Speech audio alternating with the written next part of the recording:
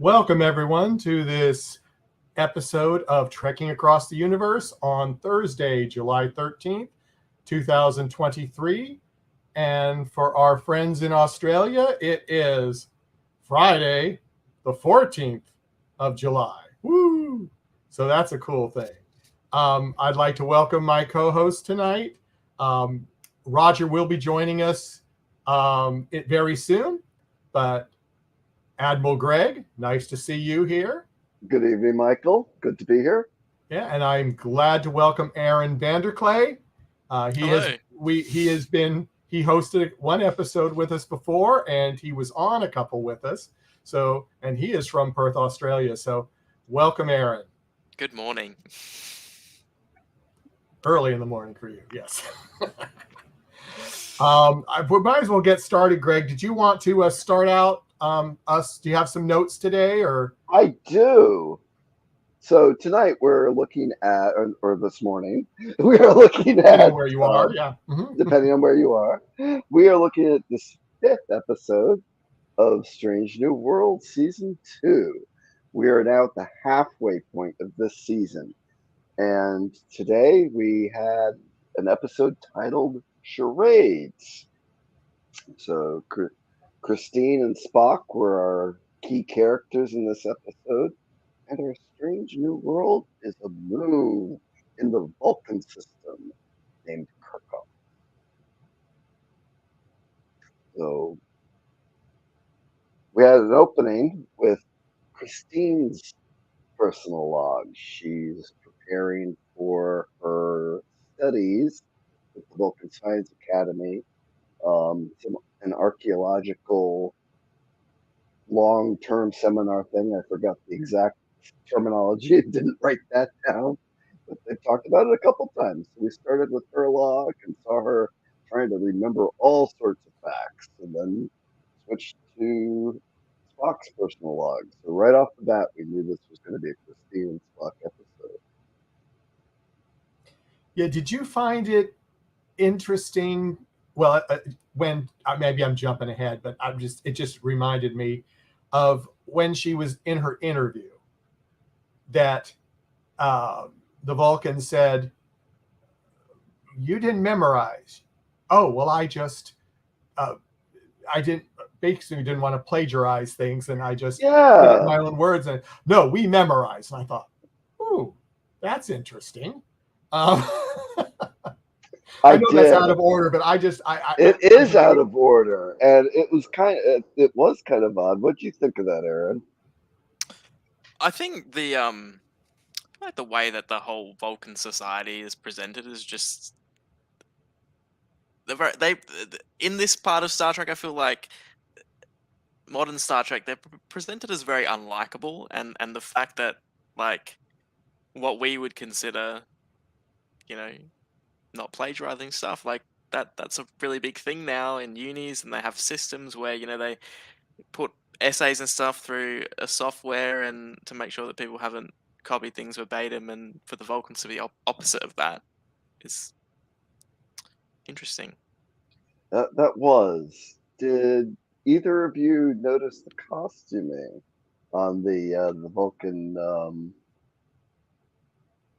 teacher person?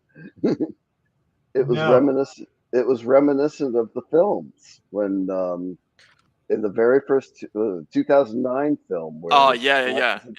had that really weird collar that came up in front of the guys' faces. And so, yeah. So I thought that was a nice nod to the Abrams films, especially the costuming, which this show did not disappoint in. Had other disappointments, but the costuming was not one of them.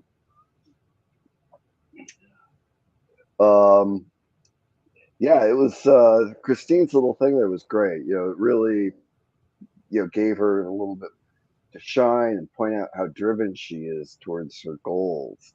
And I watched a little bit of the Ready Room interview with her afterwards, and it's apparent that this is an ambitious, smart, driven young lady, and she really shown here. I also like Spock's little personal log clip as well. We got to follow him through some of his struggles with trying to resuppress his emotions.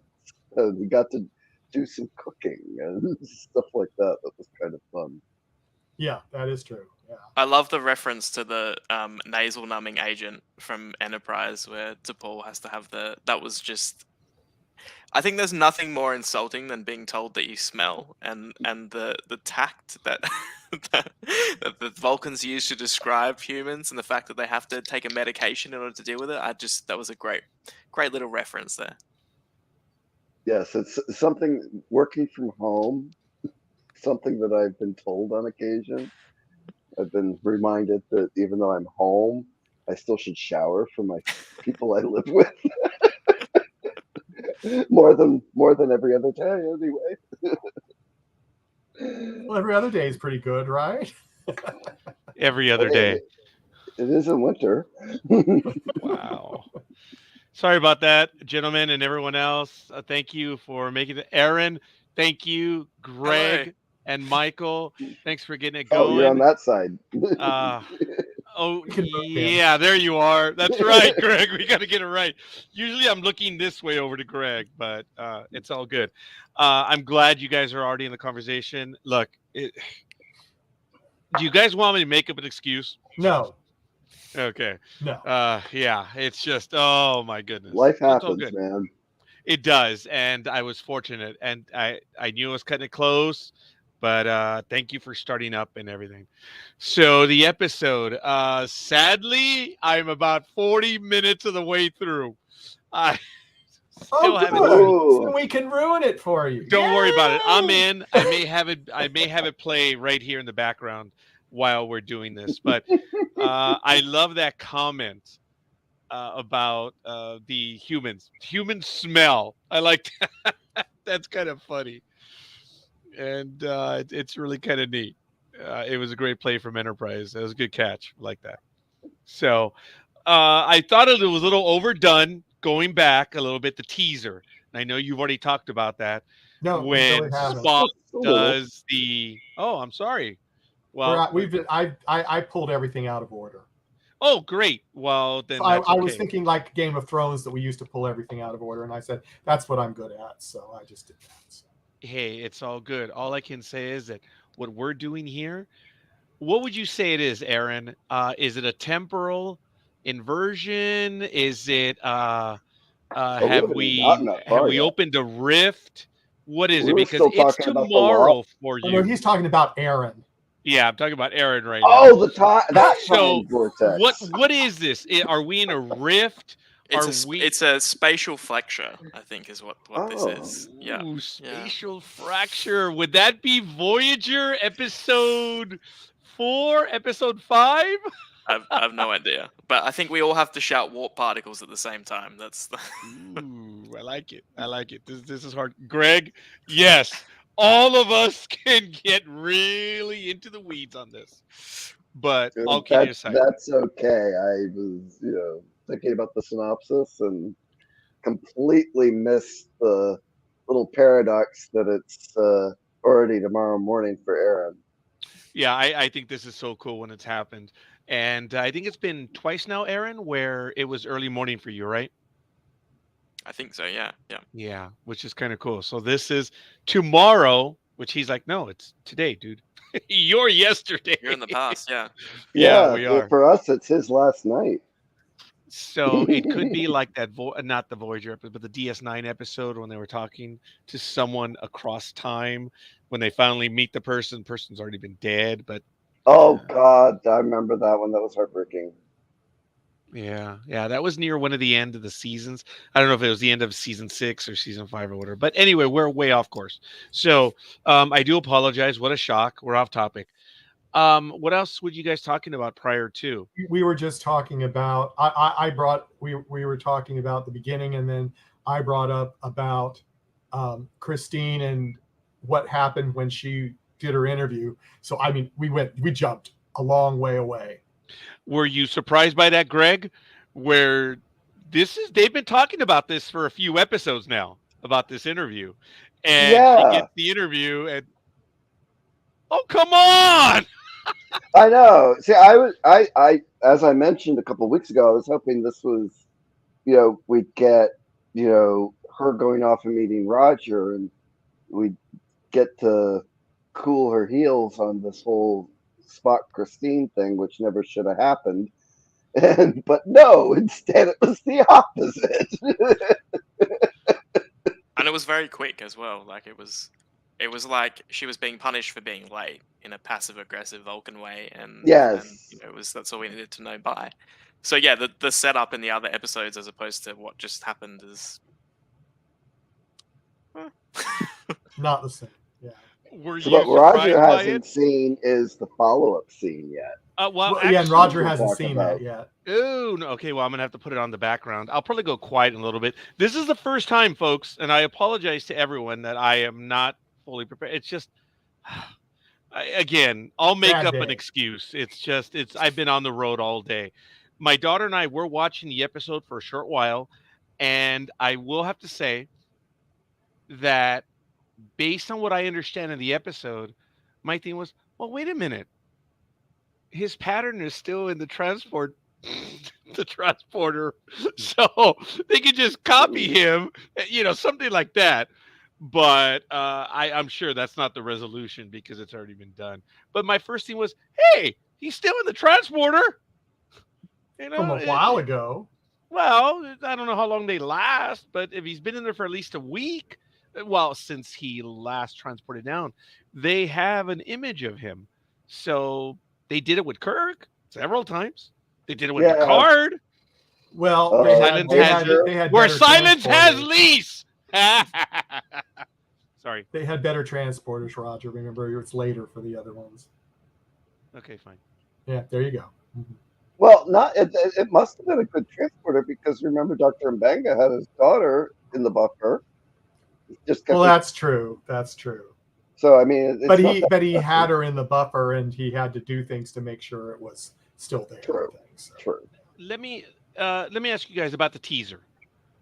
When Spock, they're all. I thought it was kind of cool having all three of them looking down at him. Yeah, The camera's my looking up. picture. Yes. Yeah, I thought that was kind of neat. I hadn't seen that in a while, and they're all concerned because I guess they're looking at his ears because they're gone, and they're like, they're kind of mouthing their way through it, and then when he realizes that he's human, this is 2023 humor. He looks, I guess he sees a mirror, and he's, what the? Okay, that's very contemporary. We know what he said. They cut to black.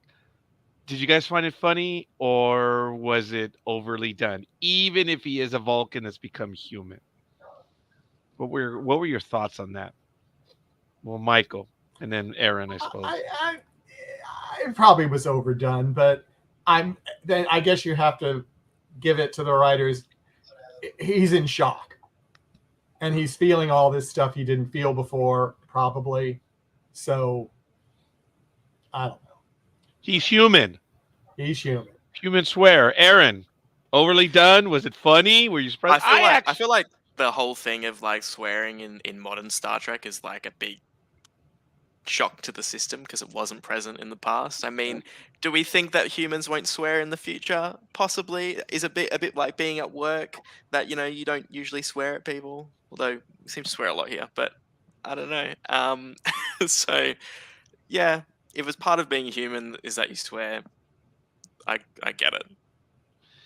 I know, if I remember correctly, Greg, help me out on this. I know that there was a swear word in the motion picture, and then there was another swear word, or several in the Wrath of Khan, and then in the Search for Spock, we get the famous "You Klingon bastard, you killed my son," and then. Oh yeah, I mean those are like PG-13 swear words. I mean we're getting with Star modern Trek TV. 4, I don't think it had anything. Star Trek 5 had where they get snotty with each other. Now you just hold on a damn minute, something like that. So I think those were PG-13s. I think Star Trek 6 had another swear word, but it was PG. I don't think we got any of that in the Next Generation movies, and maybe a little bit in the J.J. Abrams. But now in the 2017 Trek Forward, There's a lot of swearing, isn't there? Mhm. I Yeah. mean, I think it's a product of its time. All that's what people do. That's how it's presented in film and television now. It wasn't at that time. I'm pretty sure that the Kirk calling in Star Trek 4, Kirk calling the guy that almost runs him over like a dumbass, like Oh, that's that's right. Yes, I at the forgot about time that it one. was like, oh, that's it doesn't say that, and they make a whole thing about the fact that people swear in this time, and it's every second word's a swear word. So That's interesting, Aaron. Forgive me, and I'm not trying to be argumentative on this one. I want to stick on that for a moment. When Kirk says, "You double dumbass," it was funny, right, Michael and Greg? We saw Yeah. that live because he didn't know how to swear. And it He was out knew of someone had, character. yes, he knew Yeah. someone had sworn at him. He's in the middle of the city and he's like, well, double dumbass. It's interesting that I appreciate what you said, Aaron, but looking back on that one, I don't know if anyone genuinely complained about it. It was actually rather funny. It was genuine. It was a fish out of water, and it was all right. It's double. And it wasn't, like Tilly's F bomb, back Oh yeah, in Discovery. It was cut off. Yes, we all knew what he was saying. Yes, it's streamed television. Yes, it's unrated. But but it was a creature. right of time. now, I'm at Yeah. this point. I'm just happy they're not showing people peeing. You may have just opened Pandora's box, dude. I hope to God I didn't jinx it. I hope they got it out of their system when they were in the Klingon slums, and they had, but I didn't know what you're talking about. Now I understand. I didn't either. So Yeah, we've been at this for a little while, so it's good. But okay, fair enough. I'm not trying to belabor that anymore, and I was wondering on some of your thoughts on that.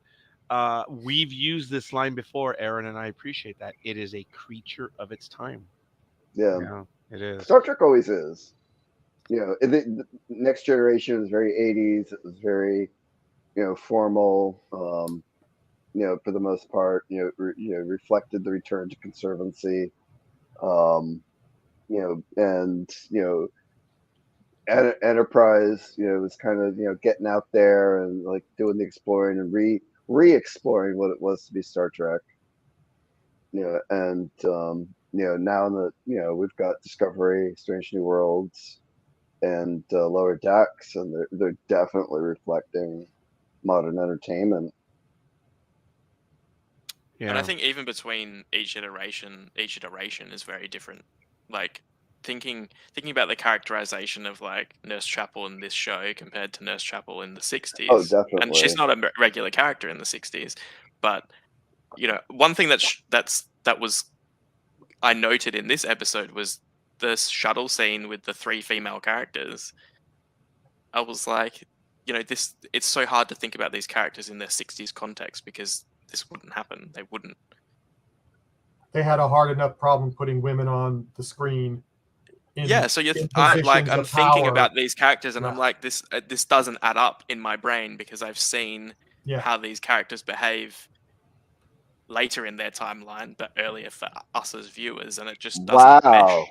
So Yeah. it didn't click like that for me. So hopefully we are on the road to normalization. That this old dude, that didn't even click. That, oh my God, 3 girls off on their own. 3 girls off on their own in the shuttlecraft, and one's piloting, one is obviously in command, the other one is taking care of the away mission. Yes. And this is where help me out on this, gentlemen, where they say, well, we have to contact them and we have to, I guess, replicate the situation, something like that. Yeah. Okay. See, I obviously don't know how it happened. I think that's about where I cut off, where they were saying, okay, let's do it. Which Well, then was maybe probably we about should 32, back up 33 and- minutes in. sorry, I had to jump around a bit there. No, Aaron. Hey, Aaron, my brother, thank you for being with us. There are no rules. I have the habit of going beat by beat But if this is the way it's going to work, and we have a little bit of serendipity here, and it just happens, dude, we're good with it. There are no rules. I just do it that way. And Greg's like, okay, here we go, step by step again. See, and you weren't here, so I took it off track immediately. And great job. So, guys, jump around by all means, and Well, I will the sun comment where I jumped will comment. around. Now, I want to go back, if you're not finished with that thought, where they're all helping him on being Spock. Let me tell you, Uhura had him down, man. When she was doing how he is. And then number one, she did a great one. And I guess I can't remember her name. I am I fly this starship. Erica. Ortega. Yes, Ortegas, of all things. I should remember that. Yes. When she's doing the eyebrow thing, that was kind of funny. Without moving your face. And then he says, do I really sound like that? They're like, yes, yes, you do. I don't know about funny. you guys. It was funny, but at this point, it really started to compound the goofiness of the episode. Okay. All right. Fair enough. What are your thoughts on that, gentlemen? I think I said it before, not on. I think they really have to decide if they're going to be Star Trek or Orville. And for the most part, they've done a really good job of compartmentalizing that sort of humor and having it be moments rather than the focus or the main part of the activity. Tonight, it got a little it ran away tonight. I think they lost control of it. Does anyone see who the director was? I'm just interested in knowing who the director was. I don't remember looking it up. You know what else we forgot to do? We forgot to shout out to Elizabeth and everybody online tonight. He will never remember her name. Yes. As a matter of fact, Elizabeth, thank you for joining us. And folks, we also know that we are eternally grateful. Everyone who's watching after the fact. Elizabeth, we appreciate you. Thank you for being on with us. And everyone else who does comment. But Michael and I have been kind of snickering to ourselves that we're like, dude, where are they? But we know that you're watching after the fact. So even though we may not mention you on air, well, you have to be here on air to be mentioned. But we are grateful. We are thankful. The numbers are shooting up. What is it, Michael? We went from 3 to 4, I think. 3 to 4 what? Viewers. I'm not sure. I just switched. I wanted to look up the director. I'm only kidding. You know it's more than that. I was just messing around. Yeah, it's 5. Go ahead. Yeah, okay, there it is. Yeah, we're up to 5 viewers now, so it's all good. Well, I hope we're up to 5 because a friend of mine up the road here that I know through one of our local science fiction groups was saying, "Oh my God, I didn't know seasons 2 started." And I'm like, "I've been posting every week." Yeah. Isn't that funny? Yes. Now, when I saw my daughter and I were watching the episode for a short while, and when Amanda was transported up, I guess I really wasn't paying attention. I'm like, "Oh, hey, that's what's her face. That's." I was actually excited watching that, and Giselle was like, "Yeah, that's his mom." Like, oh, Amanda, yes. I was actually very happy about that. She said that Sarek was doing his ambassador things. Did you guys catch that? Where was Sarek in this episode, or does he show up a little bit later? No, they said something. He's estranged from Spock. Yeah, he's not. Spock and him aren't talking. Oh, it's begun. I was trying to remember if they started that in Discovery, and I couldn't. I think, I come to think about it, I think something did happen there in Discovery. Oh, so they start to lay a little bit of the groundwork. Yeah, and then because there it is again. All Sarek had to do was a mind meld, the same way he did it to Picard, and he could be stronger, but I guess not. T'Pring could have done it if she knew. Well, that's right. They're already mentally connected, right? That's the whole thing with Vulcans, that at such a young age, they are mentally connected. Is that the way it works? Well, they know their thoughts and this and... Yeah. I guess at age 7 or something, and then they do a little bit One more. of the final scenes, they actually get into that between the two of them. So Okay, fair enough. I thought having Amanda back, I thought that was kind of cool. I appreciate the continuity there. I I did. do I like like this her. Amanda. Look, I love the original Amanda and Peregrine. I think it's Perrin who is in the Next Yeah. Generation. Yes. Perrin. I enjoyed the character Perrin. She was on, I think, 2, maybe 3 episodes, and completely different from Amanda. But I do like Amanda. She is cool. And this one, I think she does the character name of Amanda Grayson justice. It is her name, right? Amanda That's what they Grayson. Grayson, said yes. in it. Yeah. Yeah. So she's So a descendant of the first Robin, not funny. Batman's Robin. Dick Hey. Grayson. Yeah. Dick Grayson. Yeah. Okay, so Aaron, you're much younger than us and smarter in certain things. If Most things. if we now have the connection to Batman and superheroes, is there a superhero connection to like the Alien and Predator universe? Because we know that they're connected, the Alien and Predator universe, through Predator 2. Is there a connection there somewhere? To be honest, I'm not much of a superhero Marvel DC follower. I couldn't Okay. tell you. So yeah. All right. Fair enough. Who knows? Star Trek is my main universe of knowledge. Well, And we that is did Doctor have Who. and Doctor Who. And Doctor Who, yeah. Yes.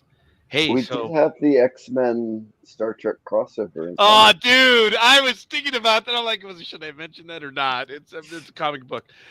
Hey, Aaron, have you received any feedback on the Doctor Who? I'm sure you have. I know this is off topic, but on your Doctor Who project. Sorry, say that again. I think it stopped for me. Sorry. Sorry, the feedback that you've received from that project, from the Doctor Who project Oh, that you. it's been great. It was all probably positive. I think probably It 99% of it was. was really great. I think people really enjoyed it. My friend Josh, that I did the project for, Josh has a pretty big. It's fairly well known online, so yeah, people flocked to it. I think, and were really enjoyed it.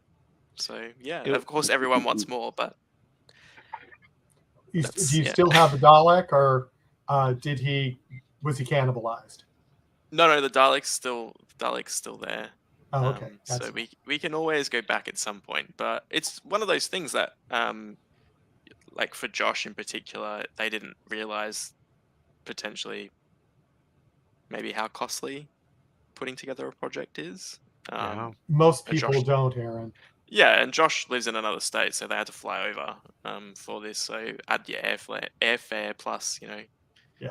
production costs, um, labor, everything. So it's a quite Food. expensive Oh. endeavor. So yeah. Yeah, and as a matter of fact, for you of all people, Aaron, to get out to where you are, it's like, who's going to drive that? Who has the time to drive it? So they would fly.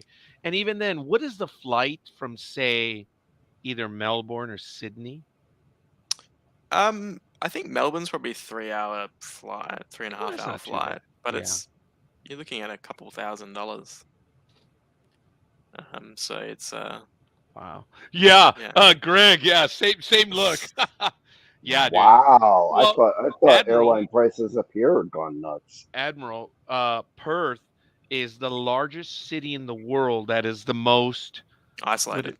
isolated. Remote, Thank you. yeah. Yes. Yeah. Yeah. It's crazy. They are the largest and the most isolated. Darwin. Geez, what's that? Driving 24 hours minimum straight through. That's a long time. Oh, I reckon it'd be longer than that. Even longer than that, huh? Yeah, Yeah, I yeah. believe I it. think because my partner went to Melbourne recently, and I was when we were looking at like Google Maps to see where he had to go. I think it was going to take 34 hours to drive from Perth to Melbourne. Oh Oh, my goodness. okay. That's a straight run. So Yeah, yeah. That's who's going to do that? Well, there are a lot of truckers that do that, but that's neither here nor there. exactly, yeah. It's all good. But I thank you for sharing that. I didn't mean to Wow. really get off topic, but it's what we do here. So, what are some of the other things that you guys picked up on the episodes? You're right, Greg.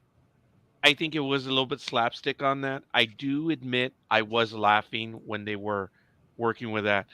Um, I don't understand why Spock was so I don't want to say scared or nervous. That's his mom. Why didn't they built it up in the episode and she figures it out on her own, but dude, it's your mom. I'm like, Mom, I'm in trouble here. If anyone would have understand, it would have been her. So I thought that was a little bit forced. I don't know. All three Yeah, of but he you didn't want have been. anyone to. He didn't want anyone to know because remember he blew up at Pike about you told my family what And he blew up at Kirk many times. Oh, we didn't even get to the that was Oh, yeah. We okay. didn't go all through Spock's log and his activities, and one of the moments that made me smile was Spock being annoyed with Sam Kirk leaving his glass plate and crumbs on the conference room table. No. No. So Are you and Sorry, when answering he Elizabeth or are you and when he answering Greg? I'm loses, telling Elizabeth. yeah, Okay.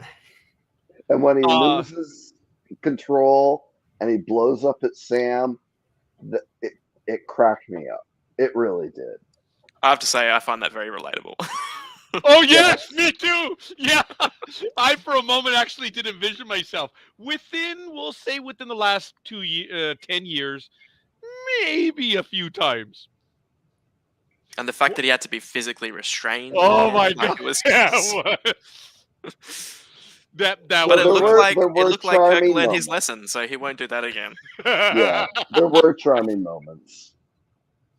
So, Now, going back, I did find out the director. Bacon. This is the only Strange New Worlds he's done. His name is Jordan Canning. And he's also directed some other things like Fraggle Rock, Family Law, interesting. and then past film stuff I have not heard of.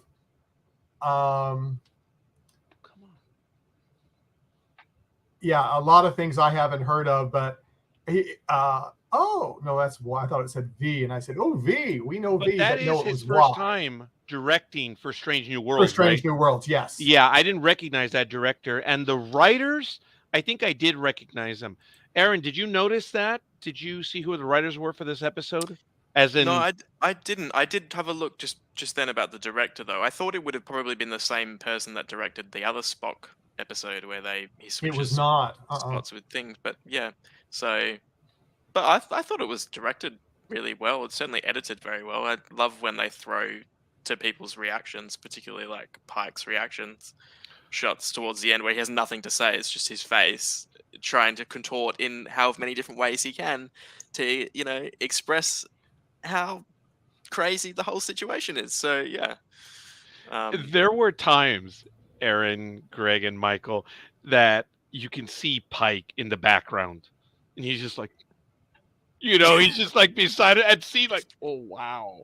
Yes, his reactions were good. And these were the background. Yeah. From No. a And all he wanted was performance and someone to eat his direction, canapé. yes. That was From a performance and direction standpoint, there was several things. There was the silence in the elevator, and when Spock stepped off, and Bango was like, "I don't know what's going on," and That's right. Yes. the unspoken lines, just in facial expressions that are like universal in English-speaking countries, and it was just some of those little tidbits. Pike throughout the dinner scene later in the show. It was, he Oh, was quietly, oh, I'm just going to sip on my drink a little bit more. I'm gonna have to check that part of it out. I do know. Oh, I have to lower the volume. I'm so sorry. Otherwise, we're gonna get hit. Let me mute it. Mute. Can't broadcast it, Roger. I know I cannot. That's why I had to mute it. I'm so sorry. When Spock asks him, "What is that aroma, or what does that say?" and he says it's bacon, because aren't Vulcans? vegetarians. Vegetarian. Yeah, they're vegetarians, right? And I know that was no accident. He was like, bacon. And he's just going. Oh, And gobble, did you, gobble, gobble. yeah, but did you catch the subtle thing that he was reaching for the bacon directly off the grill and he was getting burned? I like that. That was well done. That was subtle. Not only was he just out of control, he hadn't had bacon, but not only do we smell, but we love pig, don't we, or pork? Which is probably why we smell. Yeah, yeah. That was kind of funny. And then in the canteen, well, in the bar, he does not know how to hold his liquor. Yeah, remember he was just downing that last drink, and the girls were just looking at him like, "Uh-oh." And then all the physical interplay with them, where he would pat them on the side, and the girls were like, Oh "Okay, yeah, dude, lighten up." Yep, yep. It, He smacked number one there on the shoulders. You're like, okay. and then he to Christine, gave her a hug. She was surprised by it. I think it was good, but he kept getting her on the shoulder, I think 2 or 3 times after. She didn't know how to react. I know it's a bit Yeah. juvenile, I suppose, but it was good. Michael, did you catch that? I missed that. I don't know why, but I did. It was kind of funny because you can see I her. wrote Are you down. touching me? I wrote down the Spock bro hug thing. It was like, okay. Was that the bro? Oh, with Christine? With Christine, it's like gives her this like bro friendly I don't know how to hug somebody, but I'm hugging you.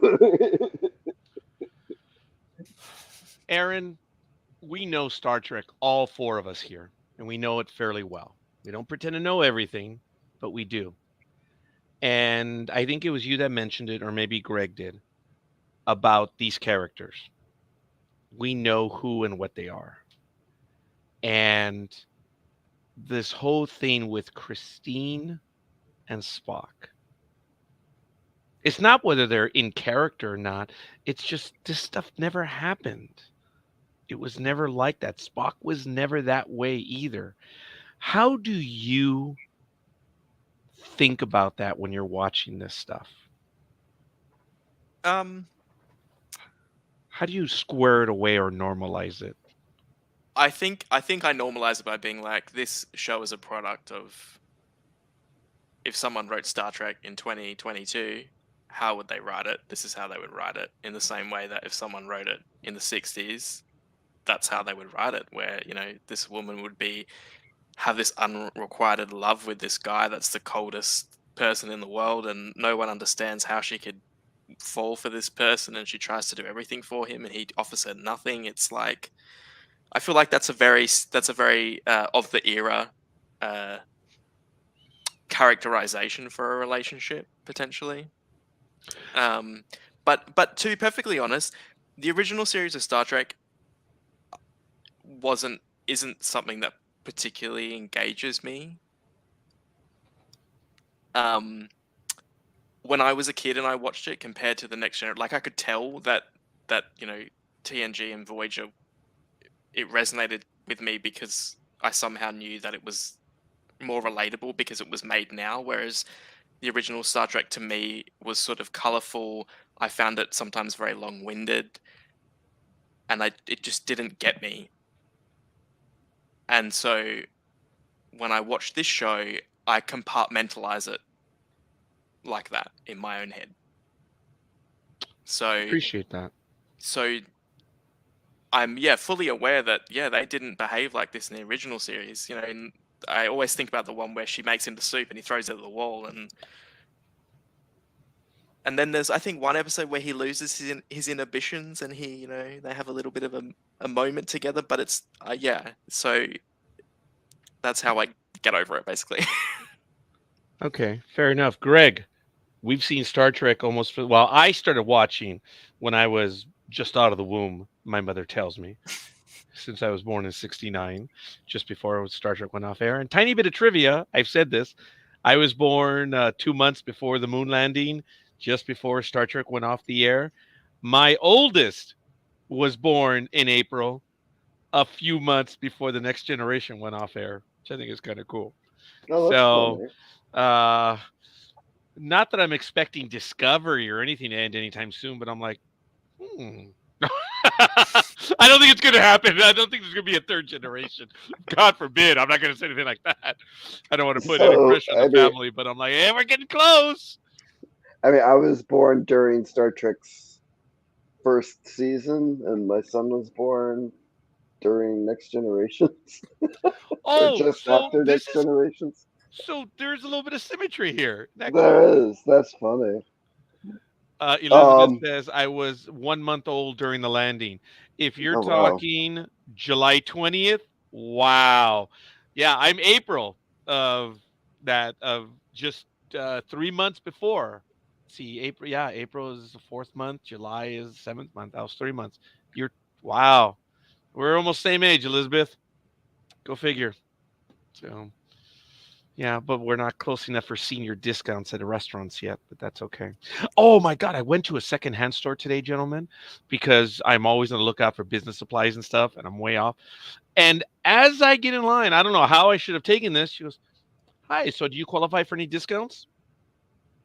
And I went, my You should daughter's have like, said yes, the Star Trek discount, right? "Oh, very good." Yes.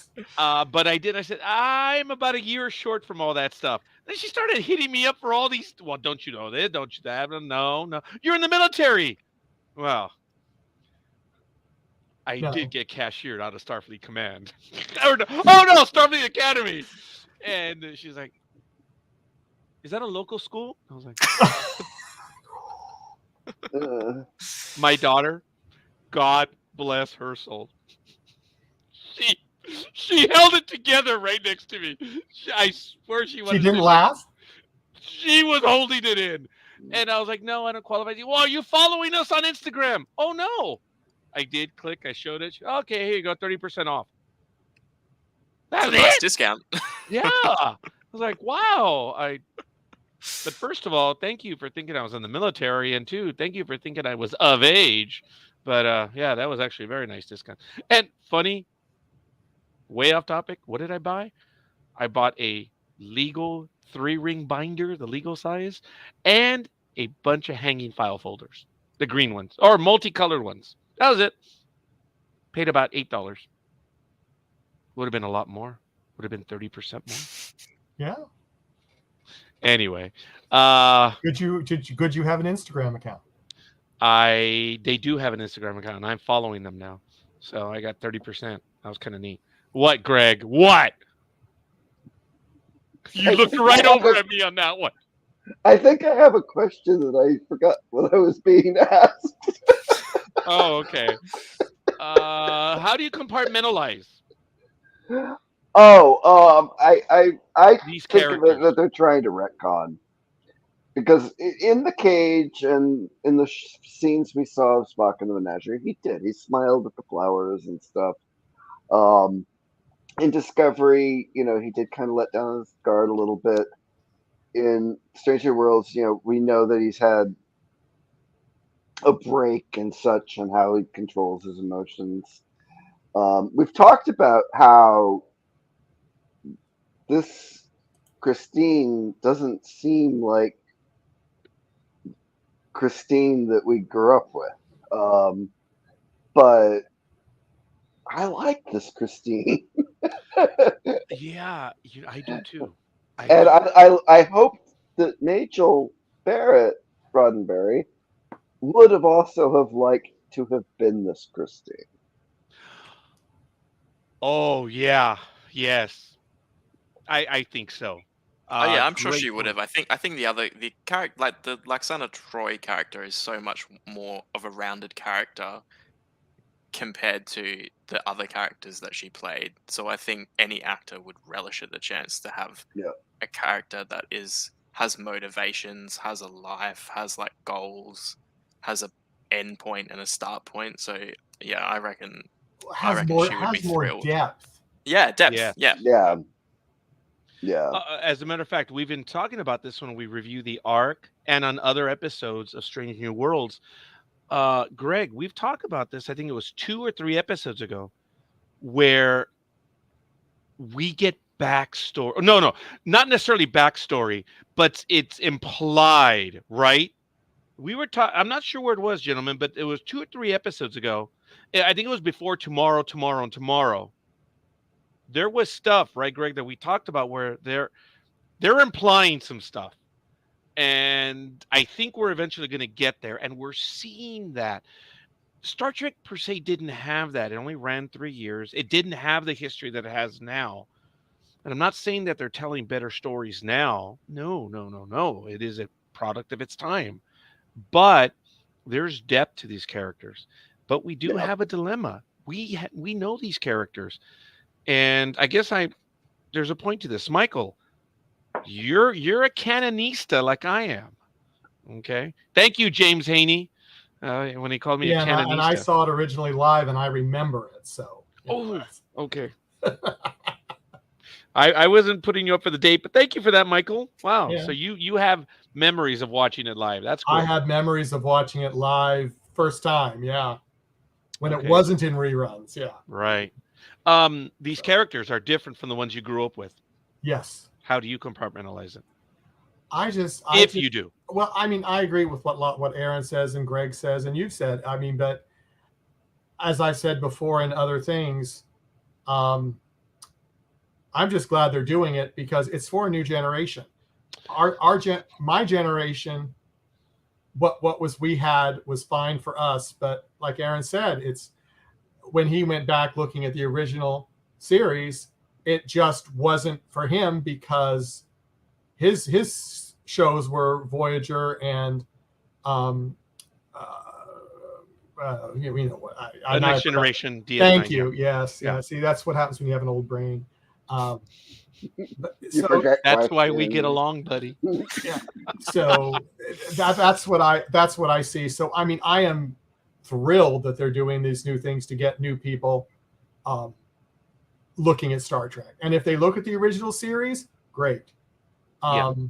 But you know, it's not for everybody.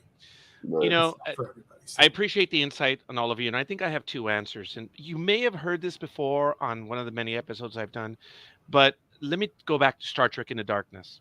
Okay, you can. I'm talking about this moment. Should we turn the lights off on you, Roger? Oh no, I can do that on my. Actually, I still have daylight out here.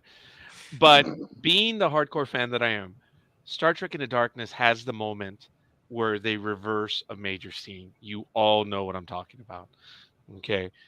And I'm instantly like, I think I'm having a conniption or a stroke or whatever. And I have both of my daughters, Ariel, my oldest, and my youngest, Giselle. And I'm like, I think I'm go vomiting as Dr. Cox said in Scrubs, and I'm losing it. And my daughter next to me is like, "Oh my God, they're reversing it." It's not what she said, it's what I felt from her. She was excited. She knew what it was. And she was loving it. My entire attitude changed. I've told this other part, and I think Aaron has heard this when I said, people were asking me, "Hey, Raj, what do you like better, Discovery or Orville?" Twice a week, my youngest sits down to watch both programs with me. You tell me which one's better. It's like I'm enjoying this, and I'm fortunate because of it. Folks, there is a lot to like of this new stuff, and there is some that, if you're not going to like it, walk away. But there's a novel, an Enterprise novel, that deals with Tucker and how he died and how, I don't want to spoil it, but they talk about how people understand a certain event and how it's told differently. And they take advantage of that, not necessarily to retcon something, but to tell another story. Gentlemen, that's creativity at its best. And using that, I don't want to say compartmentalize it, but it's like when I watch Star Trek, because I watch it off the TV up here, I believe it's someone else that's telling me a similar story. No one's going to tell you the exact same story. That's how I see it. And the other part is seeing my youngest lose her mind when Kirk, I was going to say Pike, when Kirk does what Spock does in the Wrath of Khan. And like I said, I was losing it, boys. I was. But when I saw both of them get excited over that, I was like, something is being done correctly. You know what? I'm all right with that. Aaron, I grew up in a time when there was no Star Trek. Right, Greg? Right, Michael? It was time there was no Star Trek on the air. Now we have it again. Are you kidding me? I'm in. So No. it wasn't meant to be a lecture. I wasn't on my lecturous tirade as I usually am, and that is a Rogerism. So you can take that for what it is. But I like this, and in this story, even though it might have been a bit slapstick, there was a lot to like on it. I just didn't know how they resolved it, and I'm hoping to find out. Was the resolution? And now I'm skipping way ahead. Was it good for you, gentlemen? Was it satisfying? Because if you're laughing along the way, enjoying where the story is going, was there resolution?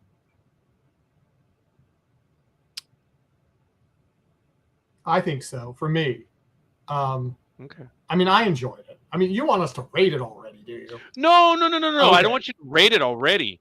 Yeah. No, I know we're short on time. Yeah, we are short on time, but you know, I enjoyed want to it. get that feeling from you guys right now. I enjoyed it, so I will say I Aaron? think I enjoyed it. I'm not liked sure whether it was as. more about it Oh, than I sorry. disliked. Oh, I'm sorry. No, you go. You go. It's okay. I liked more than I disliked about this episode. Oh, okay. Aaron? I enjoyed it. I think it was in terms of it wasn't exactly episode 2 level of wow, but I was certainly a better episode, I think, than the last couple. So yeah, I thought it was good. Going back, episode 2. Your thoughts on that one? You already hinted about it right now. What was episode 2? Episode 2 second was season. the courtroom Yeah. one. Yes, it was. I thought that was great. I thought that was what Star Trek is supposed to do. It was a Star Trek story. And it was very relevant and very topical for the time. We would just watch we're in the middle of a rewatch of the whole franchise. We finished Voyager, we finished Enterprise, we finished Deep Space Nine, and we're in the middle of Next Generation, and we just watched the Drumhead episode. And after watching that, and I watched it with my family, and we had exactly the same experience, like you said, Roger, where we were all together, everyone watched it, and we had this talk about it afterwards. And I think about all the comments online about all Star Trek's going woke, and it's never political, and they never talked about the types of things that they talk about now and whatever. That episode is so relevant today, and I would love to sit down with people and show them that. And if they didn't get that point, then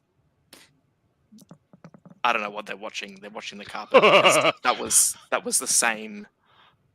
We're just dealing with the same issues, and they dealt with it at the same time. Just like we watched The Host yesterday, and the whole thing about trans people and the acceptance of trans people, and what happens at the end of that episode was really clever in the way that the character is now a woman, and they don't say, Beverly never says, I don't love you because I'm a woman. She just says, I just can't keep up with all these changes.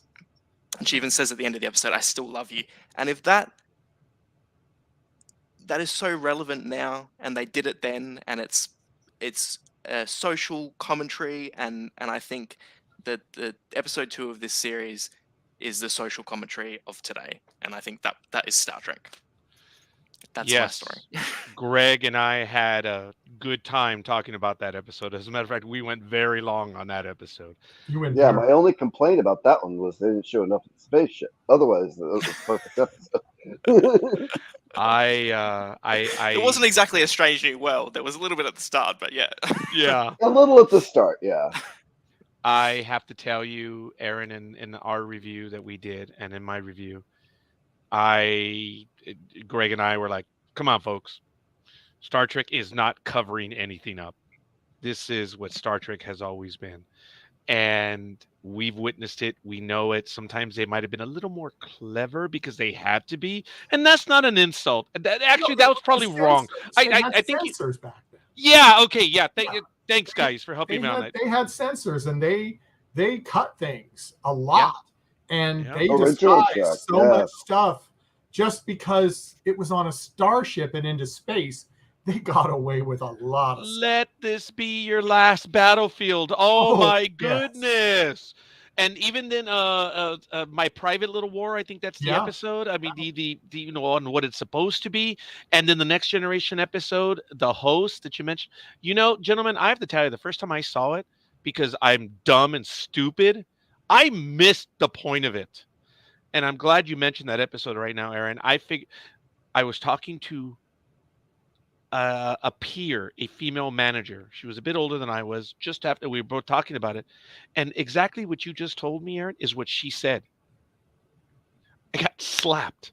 I got bitch slapped. I was educated properly because I missed the point. I was dumb, ignorant. I was mortified in a different way. I missed it, but I understand it now. And you mentioned the drumhead. Greg, has there been an episode that you and I have done that we have not mentioned the drumhead? Well, I mean, it was. I mean, We've that courtroom mentioned it one was. several Yeah. times. Yeah. I mean, it was great Star Trek. I mean, it completely, you know, I don't know. It was relevant. It was, the witch hunt, the conspiracy theory thing. It was all of it. I mean, it's still relevant today. Yeah. You know Michael Dorn. I don't know if you gentlemen know this, but he was interviewed somewhere. He said, because they asked him, "What's your favorite episode of the season?" And he said it was a drumhead. He said, "Well, but you weren't." No. I don't have to be the star of A or B star. It is wonderful storytelling. Michael Dorn, you knocked me back on that one. I appreciate what he said. We're all in this. Story wasn't about me. I'm not starring in the story, but it was still well done. We've talked about this when Admiral Sati is going in after him, and then she says, "Are you still, are you recovered from your experiences?" Oh my! And I think Michael and I, Greg, we talked about this. That's when the audience turned on Picard. It started with the teardrop in Best of Both Worlds, Part 2.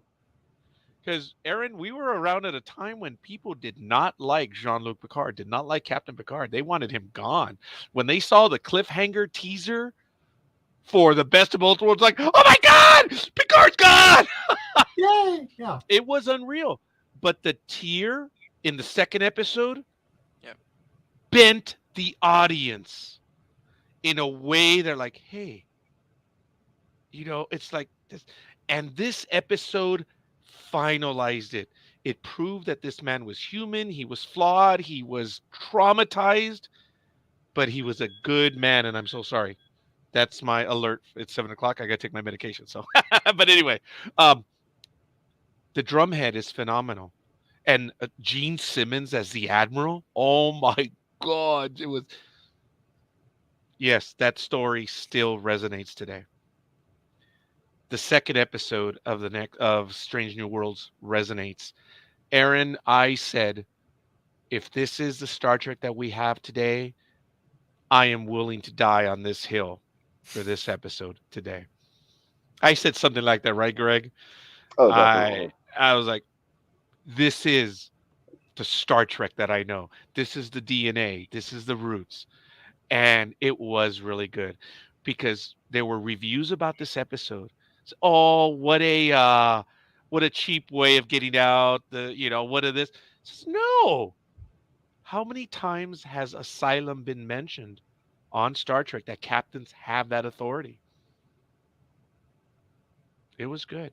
I enjoyed that episode. So, gentlemen, add to that, and then we get back to this episode, the review on this one. The whole season's been really strong storytelling. Um, you know like my complaint last week was just the reliance on tropes and like feeling like they have to hit all the beats. Yeah. So um, Yeah, last week yeah, was a bit of a letdown, but I think it was good. It was all right. There was meaning to it. But how, Aaron? We other than the second episode, tomorrow and tomorrow and tomorrow, are there ramifications that will be visited? To be perfectly honest, that episode I didn't enjoy. Okay. Oh well, I'm not sure if I enjoyed it. Okay, interesting. Okay, that's good. But Yeah, I just yeah. wow, why? um, I just Or didn't not find it why? very. Share your opinion. I think I personally didn't find it very engaging. Mhm. It was one of those episodes where I was halfway through and I was like, "What am I watching here? Like, I just don't. This doesn't captivate me. Like, I don't feel like. I think Star Trek has. There's been better time travel stories in the past. It was also visually very dull and very grey. Um, Canada in winter. I've never been, so maybe that's yeah. That's Their what it's like. Yeah. relationship felt very forced. Yes, They have yeah, great we chemistry as commented about actors, that. but it's not. It didn't. And I get the idea that Kirk was a womanizer and he was going to his they just fall for him, but that didn't. That's not how this Kirk is played. So it Yeah. didn't. That didn't work for me. The thing about the engineer in the past, great concept. They're going to go to her and she's going to help them. She didn't, so pointless. She didn't know how. She Okay. hadn't So learned. She hadn't learned the And stuff you know yet. what? That's fair. Now, okay, Aaron, I'm not arguing, but Greg and I actually thought that was funny. Where she says, "Engineer, it's a retail store. What do I know?" And then she says something. I haven't taken a math class since they invented that several thousand years I ago. think maybe I think what I mean is that it could have not been there and it wouldn't have made a difference to the story. Is what I'm trying to say. And Definitely. I get the concept that at the start she has all these antiques and that's going to link because they're going to need to find her or whatever. But it could have been something else. Like yeah, it didn't See, advance the plot in any way. I was hoping that okay, well, she's an engineer because these two put it in her head. We've oh already yeah, had the call back about the antiques thing at the end of the episode. Mm-hmm. And at the beginning. And at the beginning. But I hope they're setting up for something else. I mean, I really like Pelia's character. I mean, I've loved this actress for years. And I'm so glad she's part of this season. And she's back next week. And so I love that they were able to bring her in. And I think that far outweighed for me the points that you made that, well, that was a waste of a trip. yeah. And Aaron, please don't take it as we don't agree with you or anything. I appreciate that point of view, and I'm glad you added to it to clear up. That's what's so cool about this. We get to have these conversations. So I'm glad you cleared that up. I just thought it was funny that didn't do it for you. And for Greg and I, we were just dying laughing, man. We thought it was funny. But But that's the thing. Everything is subjective. Like yes, and that's yeah, I think that is cool. I fully expected that when he got in the car, we were going to hear, you know, uh, Kirk's music from the movies. I really thought we were going to get a little bit of sabotage, but I think the audience would have fried them for that. So I'm okay with that because, as we all Well, we know, in the did get first some. movie, Sorry, we did get some good contemporary. yeah, I hate contemporary music in Star Trek, first of all, but in the especially when they context, say it's classical music. right? oh yeah, like okay. But in the context of Is tomorrow and that tomorrow and classical tomorrow, music? I think it is, the Doctor. choices worked because they were so new.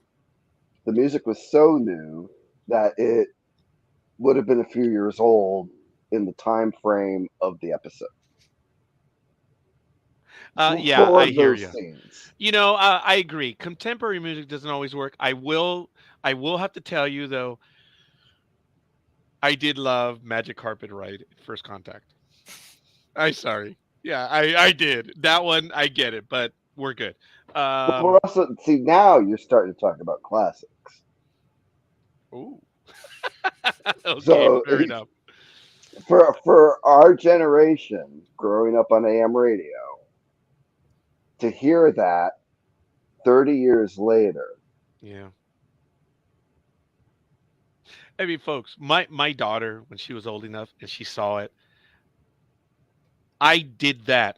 How many of us, when we were so young, I'm not talking about you, Aaron, but when all of us were so young, I know he's gonna get tired of me because I always go back. I'm sorry, well, but you're just happy to not be the youngest on the show anymore.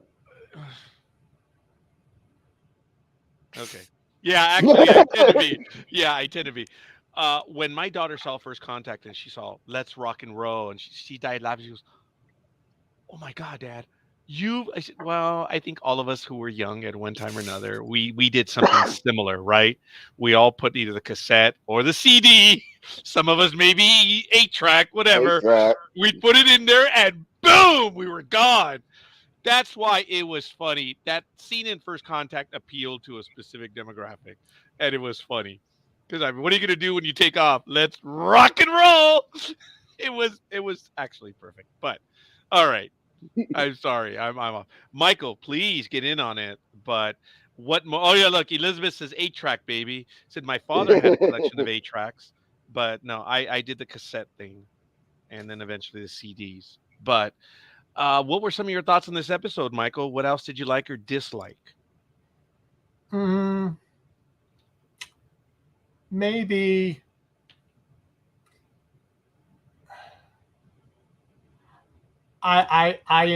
well, I don't say enjoy, but I got a kick out of the near the end scene with Spock and Nurse Chapel. And I guys, mean, don't worry about saying anything. oh, that's I'm why going to I'm be saying watching it, the episode. Roger. Yeah. That's Oh, why I'm saying it. okay. I'm sorry. Yeah, exactly. But I mean, it was I expecting it? Yeah. Did they go too far or crazily? Maybe. Um, just because I mean, they as I think Aaron said it, they're going off in a different direction with the writing. Different times. So hey, just roll with it. So How was Chipring's mom? oh, Loved it. Oh wow, this Both her funny. parents. This is Both of her funny. parents. Okay, I'm looking up at it. Pike has just fed them some food. I don't hear anything. I'm just watching. just And I look at the see facial her. expressions. So, but I heard all of you. That's why I look back and you're all smiling. What happened, Greg? What happened with the mom? Her facial So expressions? so we get to this Vulcan marriage ceremony thing, engagement dinner, Pike's their holding equivalent the of money, engagement. I mean the meal right now. Right. So they have this Vishal ritual thing, and Pike prepares all this wonderful Vulcan food, right? And he's like, "Oh, look what I made!" And we've got Sevek, well, T'Pring's dad, Yeah. and yes, exactly, He Elizabeth. seems cool Loved her from what dad. it looks I like he's felt happy. so bad for her dad because I know mothers like T'Pring's mother. Today he's kidding. And That's funny. and he tries the Vulcan dish. I didn't write down what it was called. He loved it. Oh, this is so good. She's like, oh, hardly traditional. The twist is too twisty and Too much salt. you salted it. And it's like, oh my god. So yeah, no, they were over the top just the right way for the over the top mom, and we already knew she was over the top. I mean, T'Pring was already having difficulty composing herself with because of this woman, and she didn't even want Spock to do the parted from me but never parted thing. Guys, when she is on the transporter pad, she immediately gets up. Spock, I want to, I want to wring your neck. That's what I got. She was unhappy about that. She's my mother is Oh driving my me God. insane. That was kind of funny. That I And thought was she's a kind of real. Vulcan. So you know how bad this woman is. And we got to kind of see that. And I just felt so bad for her dad. Because it's like everything. It's like, you know, it was the whole yes dear. Nothing he said was right. Oh, was it really one of those? Nothing. Yeah. No. It was a little tropey, but it worked for the episode. Like they were identifiable characters. You know these people in your life, and you know, Just on this the guy little that bit. just cannot win. Oh, Yeah. okay, yeah. It looked Yeah. like because again, I have no sound, nothing, and they're already in the shuttle now, so I can see what's going on. But he reaches for the food, right? He's loving this. Oh, he And eats she's- the And food, he I'm even pretty sure. asked for Oh, more at the end yeah. of the dinner. The what? He asked for more at the end of the dinner. Oh, too. really? Oh. That was so. I mean, even though you know they stepped up the goopiness in this episode, and you know, yes, Aaron, we talked about tropes last week, Oh, Yeah. yeah, we did. and you know, it was charming. I smiled a lot. I chuckled a lot. You know, is it what I want from Star Trek? Not necessarily, but you know, it was enjoyable to watch. He's reaching for the tea thing. Oh, that was so funny when he got burned by the tea. Oh, I just saw his reaction. I'm sorry. I apologize. His mom picked it up without getting burned. That was Yeah, Yeah. they funny. talk about how There's a she's line. There's a able to line do that she says after that, and I'm trying to remember what it is, but it's something to do with that she's had to hide her pain. living in Yes! London for all Yes. these years. And that was there was more to that. Yeah. Yeah. Definitely. Near the end of the Vishal, she has to share a memory with Spock, and he doesn't elaborate on it in front of T'Pring's mom and dad, but you know, afterwards Spock talks to her about it, and that's exactly gets developed. So you know, here you have these really great dramatic moments of writing, you know, still finding their way into a goofy episode, which you know made this a really tough one for me. You know, it had you know a lot of chuckles and it had a lot of seriousness. Um, you know, Jess and Ethan are really making me fall in love with their versions of Spocky. You almost want to Just give saying. Dad a hug. As a matter of fact, I just saw that scene and I paused it where I guess the mother was accepting of the tea and Amanda, it was genuine. She's like, oh, this is great. And then D'Pring gets his hand. And he's like, ah, because he's burned. All right. I can see that over as he's done. I thought that was funny, though. That was good. I'm sorry. You're seeing these live. That's funny. I love this. I love It kind of is. I'm paused at the moment where I guess there's some spatial thing going on, and it's paused, and Chapel is just like frozen, looking up at something. So I'll get to that in a moment. So But this is really cool. So when they finally get back to the aliens that fixed Spock, you mean they the got- Chat GPT? I swear that's what I thought it was, guys. At the very beginning in the teaser, when she says, "Oh, this is whatever it is," and the way it started to answer, I'm like, "Oh my god, this is one of those chat bots, help desk." That's what I thought it was. Whoa! What? I thought it was like I don't know if you do you have IKEA in the States? Yes. Yes. Yeah. So it's like waiting in the customer service area at IKEA where they're like, "Oh, well, you didn't get back to us in the appropriate time, so that's it." That's what it reminded me of. I went to IKEA That's for cool. the first time last week to pick up Oh! a bookcase. I am Which, a Billy case or something else? a Billy case, yes. It's universal. And I'm like, first of all, I ordered online. It hadn't been picked yet. I had to go get it. I had to like meander through this huge maze because I couldn't figure out how to get to where the self pick was. You have to know the And shortcut. they're like driving you through all the housewares and everything. And I am never going back to that store again if I can help it. If I want anything from IKEA again, it's getting shipped. It's definitely an experience. We for one of the films that we did, I had to buy 6 IKEA chairs to be like conference room chairs, and we did the click and collect thing where, you know, we were supposed to go there and all the chairs were ready to be picked up. And we got 5 of the chairs, and they said the 6th one, oh, it's in the warehouse, so you're gonna have to come back tomorrow. And IKEA is about 45 minutes away from me.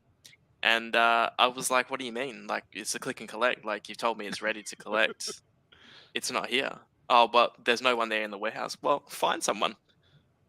I paid. Like, I'm here. That Crazy. is funny. Jeez. I'm a big producer. I mean, you So need to what happened, Aaron? we had to come Did they back the next day. Oh man. The IKEA in Perth, what's their location? And you're Yeah. like, dude, there's only one. Yeah, there's only one. Okay. But that it's, doesn't- you know, these chairs were not cheap chairs, so it was like, you know, really. And they said they were ready. That's a bummer, man. That There's is. one like should be 12 minutes away from my mom's, but I had to drive through this area where all the food trucks park by the New Haven Harbor. And it was shortly after lunchtime. Uh-oh. I had never craved Spanish food so badly in my life.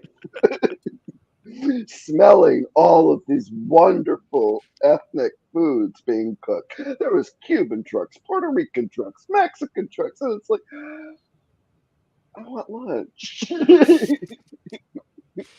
Yeah, because the lunch at IKEA, it's a bit hit and miss. That's another thing that surprised the heck out of me. They had 2 cafes in the huge IKEA in New Haven, Connecticut. People here go to IKEA to eat. It's the shopping Yeah, is they just do here secondary. too.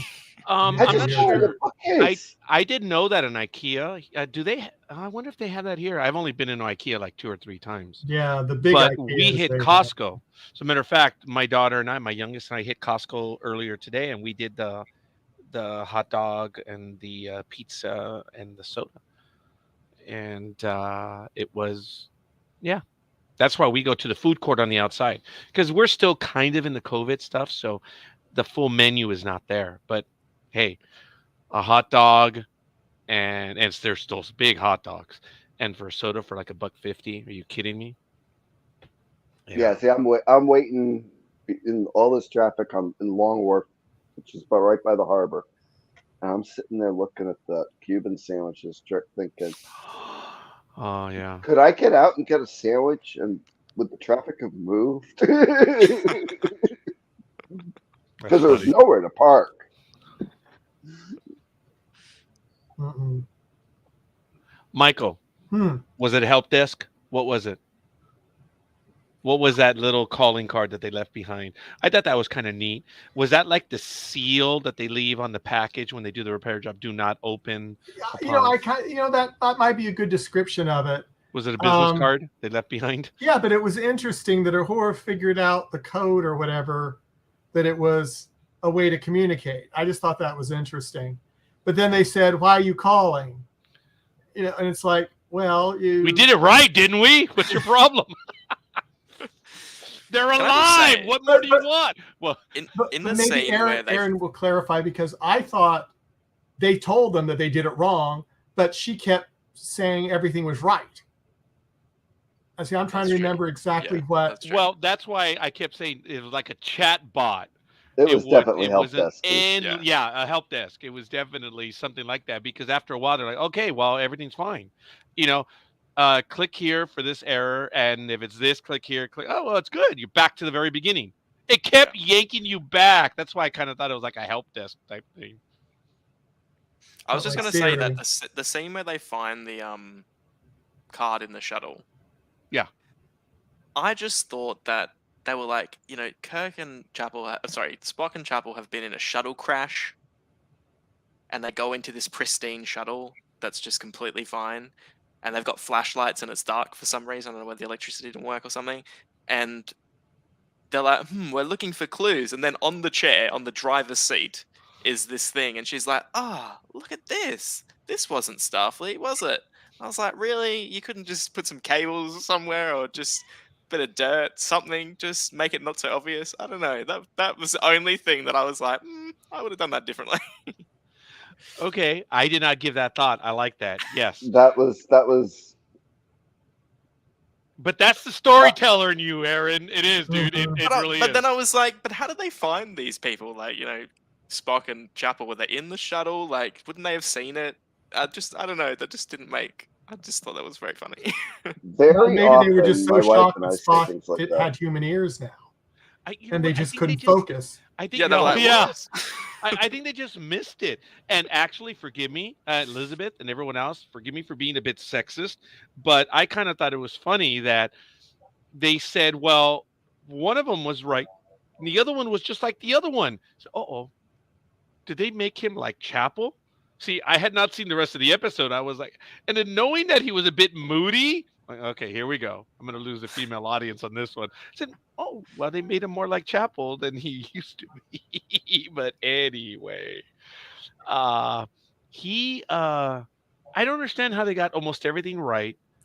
They They said lost the Vulcan they part. said they were like How? two different. It sounded like to me he had two different DNAs in him, and they didn't know Yeah, the which half one were breed. right, and they went with the human side. Yeah. So you see, we Not had to something mention like they're that. in the Vulcan system. Yeah. That was another thing. So the asteroid or moon that they were investigating, was that supposed to have people on it and they disappeared and they were trying to find out what happened to them? Did they like go because, or did they get turned into humans and they just moved? Like, that was. We never got back to that part. Oh yeah, the whole. Okay, so they're doing an archaeological thing to solve a mystery about people on a planetoid or a moon or something within, well, just outside of a light year of Vulcan. Say it's in the Vulcan system near one of the Iridani stars. Oh, The Vulcans have never investigated this place. Um, the yeah, and aliens they've been a came from the system spacefaring. and took away the Vulcan DNA, not the human DNA. So this episode lost me early on. Yeah, I'm gonna have to not. I'm gonna wait till I see the actual thing to comment on that, see what the resolution is. But it did kind of throw me a little bit. But for me, it worked because I'm like, okay, he is a half breed. Forgive me. He's been called a half breed, green blooded, whatever, and all this stuff. He's been called But worse. Yeah. he has been called worse. Yes. Yeah, in the J.J. Abrams movie, but that's neither here nor there. They're logically to start the story. I guess it works, but since you gentlemen have seen the end, go ahead, Aaron. Yes. No, I think that's a thing. I think that wasn't really the story. The story is what happens to Chapel and Spock. It's not Yeah. the exploration part of it. So Yeah. So, yeah. Look, sometimes the writers miss things in their intent to tell the story. Look, I was privileged. I met Joe Minoski online. I told you this story already, and we for 2 years conversed. And there were times that he said, "Hey, you know what? I wrote an episode. Would you share your thoughts with me once it airs?" Wow. He's a writer, professional, and he wanted to know my opinion, and it really felt good. And I think I told you, right, that we got into it for the Year of Hell part 1 and 2. I told him, yeah, dude, crashing into the ship's not going to reset time. We know that. And oh my God, his response was amazing. I thought it was really funny when he says, well, and I said, yeah, you're the money ticket, pal. Of course, I'm not going to argue with you. But that was my only response to him. But he wrote, I think, when the doctor was consumed by something and became evil in Voyager, yeah, Yeah, that was written by Joe Menosky, and he asked me for an opinion on that, and it just blew me away. And I gave it to him, but I still have that I got into it with him over the year of hell. My thing is that he says, dude, you'd be surprised what we fight over in the writing room. Yeah, yeah. You're in a bubble in that situation, and Yeah, you like you have a 26 stories to get yeah. done for a year, and you're assigning them to people, and people are trying to help each other, and like it's it's a job, It's like any amazing job. how much they get right. Yeah, They do have people that follow the story to make sure, but then they make mistakes. So I guess in my point for this story is I understand that they might miss a few things because they're already on their story, and what's important to me is not really important to the story. So I'm looking forward to resolution on seeing that. So, oh, I just went to blank screen Roku. Okay. I'm looking at the three girls. There's like this crystal stuff behind them, and they're looking up at something. So I'll have to see what that is, but I don't hear what they're saying. It's just You're the girls are looking like, down at them, Roger, so they're looking up at you. that's all I'm getting from them right now. So, but it's all good. All right. Okay. Fair enough. Everything good, Greg? Yeah, we're okay here. Okay, fair enough. What are some other comments that you guys have? Oh, now it's like a little white cloud thingy or dusty thing that's coming out. And Chapel's the one. The medical officer is the one communicating. Because she's the one who wanted to talk to them. That was what she said. You because you didn't hear that part. She wanted to talk to them Oh, and, that's and right. get them to fix Spock. Right, because she wanted to get it before everything, but they're already doing everything. So didn't they run out of time? Yes and no. You'll find out. You'll watch it without the sound. So and there's a reason why it's her that they have to talk to. Yeah. And, Well, they know her. She's the fixed product. No, And I get that's it from not a it. retail perspective. You're like, oh, I'm getting the box back. How you doing? Everything good? You're gonna get a refund now. Yeah, I used to talk to the things in retail. Sad but true. I don't know yeah, why I and said this that. this is where last week Melissa got to shine. This is where Jess shined. Um, I hadn't had an emotional tie to these characters until tonight. Really, for Yeah, this episode? yeah. Jess's spiel that's coming up for you, Roger. That was like the first time I got like a little welled up over this show. We talked about that last week. Last week was Yeah, probably one of the lower episodes. It was still all right for us. It wasn't a complete failure, but yeah, right now I guess they're going through the ritual. And the mom, she's sneering, man. She's got attitude. Dad's just happy to be there, I think. Yeah, his Well, he wants more food. yeah, he's just Oh, happy to get out. okay. He just turned over that little hourglass or something. Oh, that Pike's going for the drink. This is the part where they have to insult him for a minute or yes, something. Yeah. yes. And it was awesome because T'Pring's mother overruns and like they'll like shut her down. Well, You're I done. understand she does not like him, and I get that. No. Um, So this was probably the only like social commentary part of the whole episode was, because I know for a fact there are still families out there that do not like intermingling outside cultures, and yes, and there are a few cultures where the spout, the female, is the mom, for lack of a better word, is the one that decides. yes, So that's not that strange. Oh, Spock just got up and walked out. yeah, this is where he like loses it. T'Pring looks frightened. She's concerned as to She what was did going on. not have Vulcan composure in this episode. No, and that was really weird because in the previous episode that she's in, her character was very different in this episode. In fact, at one point I was like, "Is that the same actor?" Yeah, but didn't after she and Spock traded bodies that one time, Yeah. I think she's been different ever since then. Okay.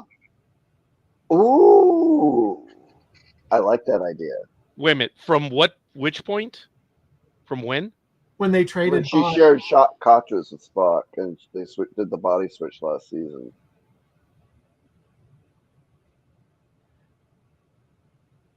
Hadn't given that some thought. Because I was just thinking, because it seemed to me after that she kind of understood Spock better with the human and the Vulcan side, and at least it seemed like it.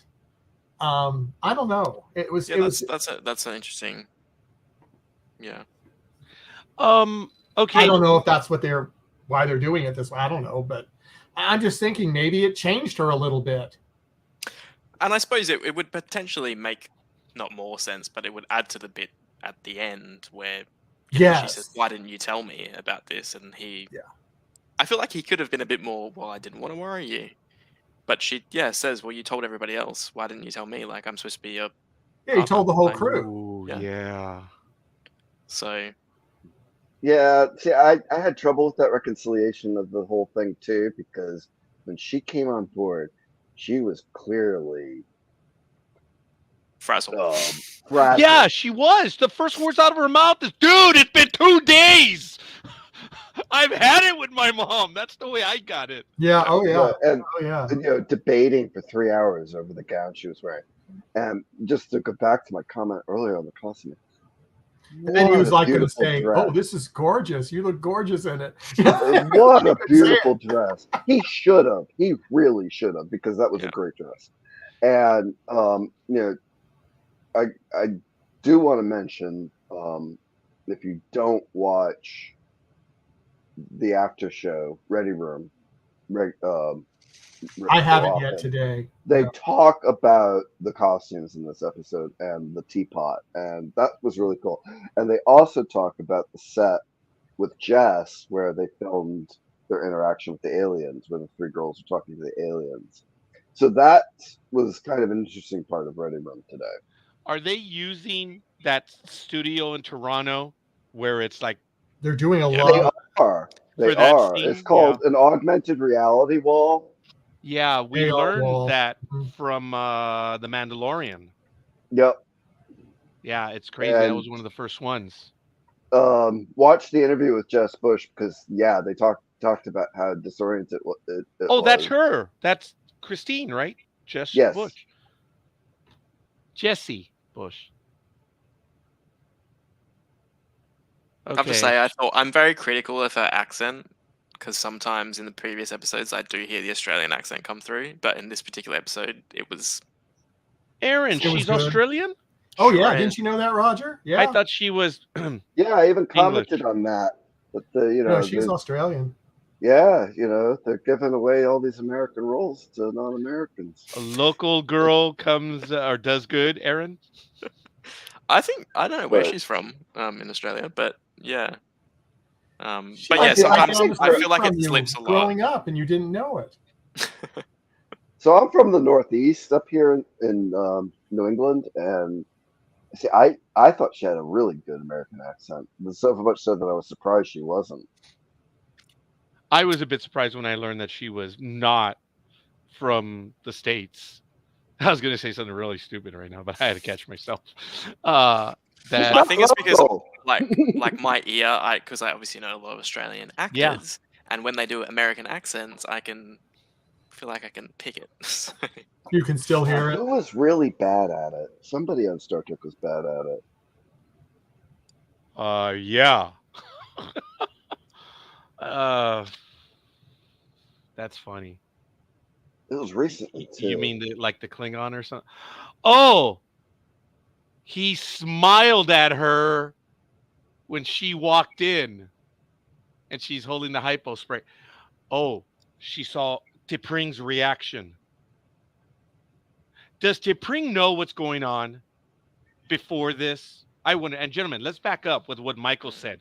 Guys, help me think this through. I'm going to pause this right now. It's an interesting point, Michael, that you said that T'Pring has been different ever since they traded Katras.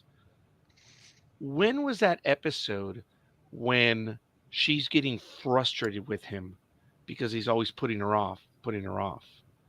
Was that before or after that trading? Do you guys recall? It Because was before. I think It it's in was like before, huh? episode 1 or something. Yeah, because it was there- near the beginning. If I oh, remember. okay. Because Yeah. there was an episode later on, or was it the first part of the season, Greg? Oh, she definitely has a feeling based on what I just witnessed with my own two eyes. I tell you, she thinks something wrong. She wants to know what's up with the hood rat. There's no doubt about it. Sorry, I got stupid for a moment. Because there's an episode where I think things are going well with them. Doesn't she sarcastically say something that we're gonna go and get busy? Wasn't there an episode like that?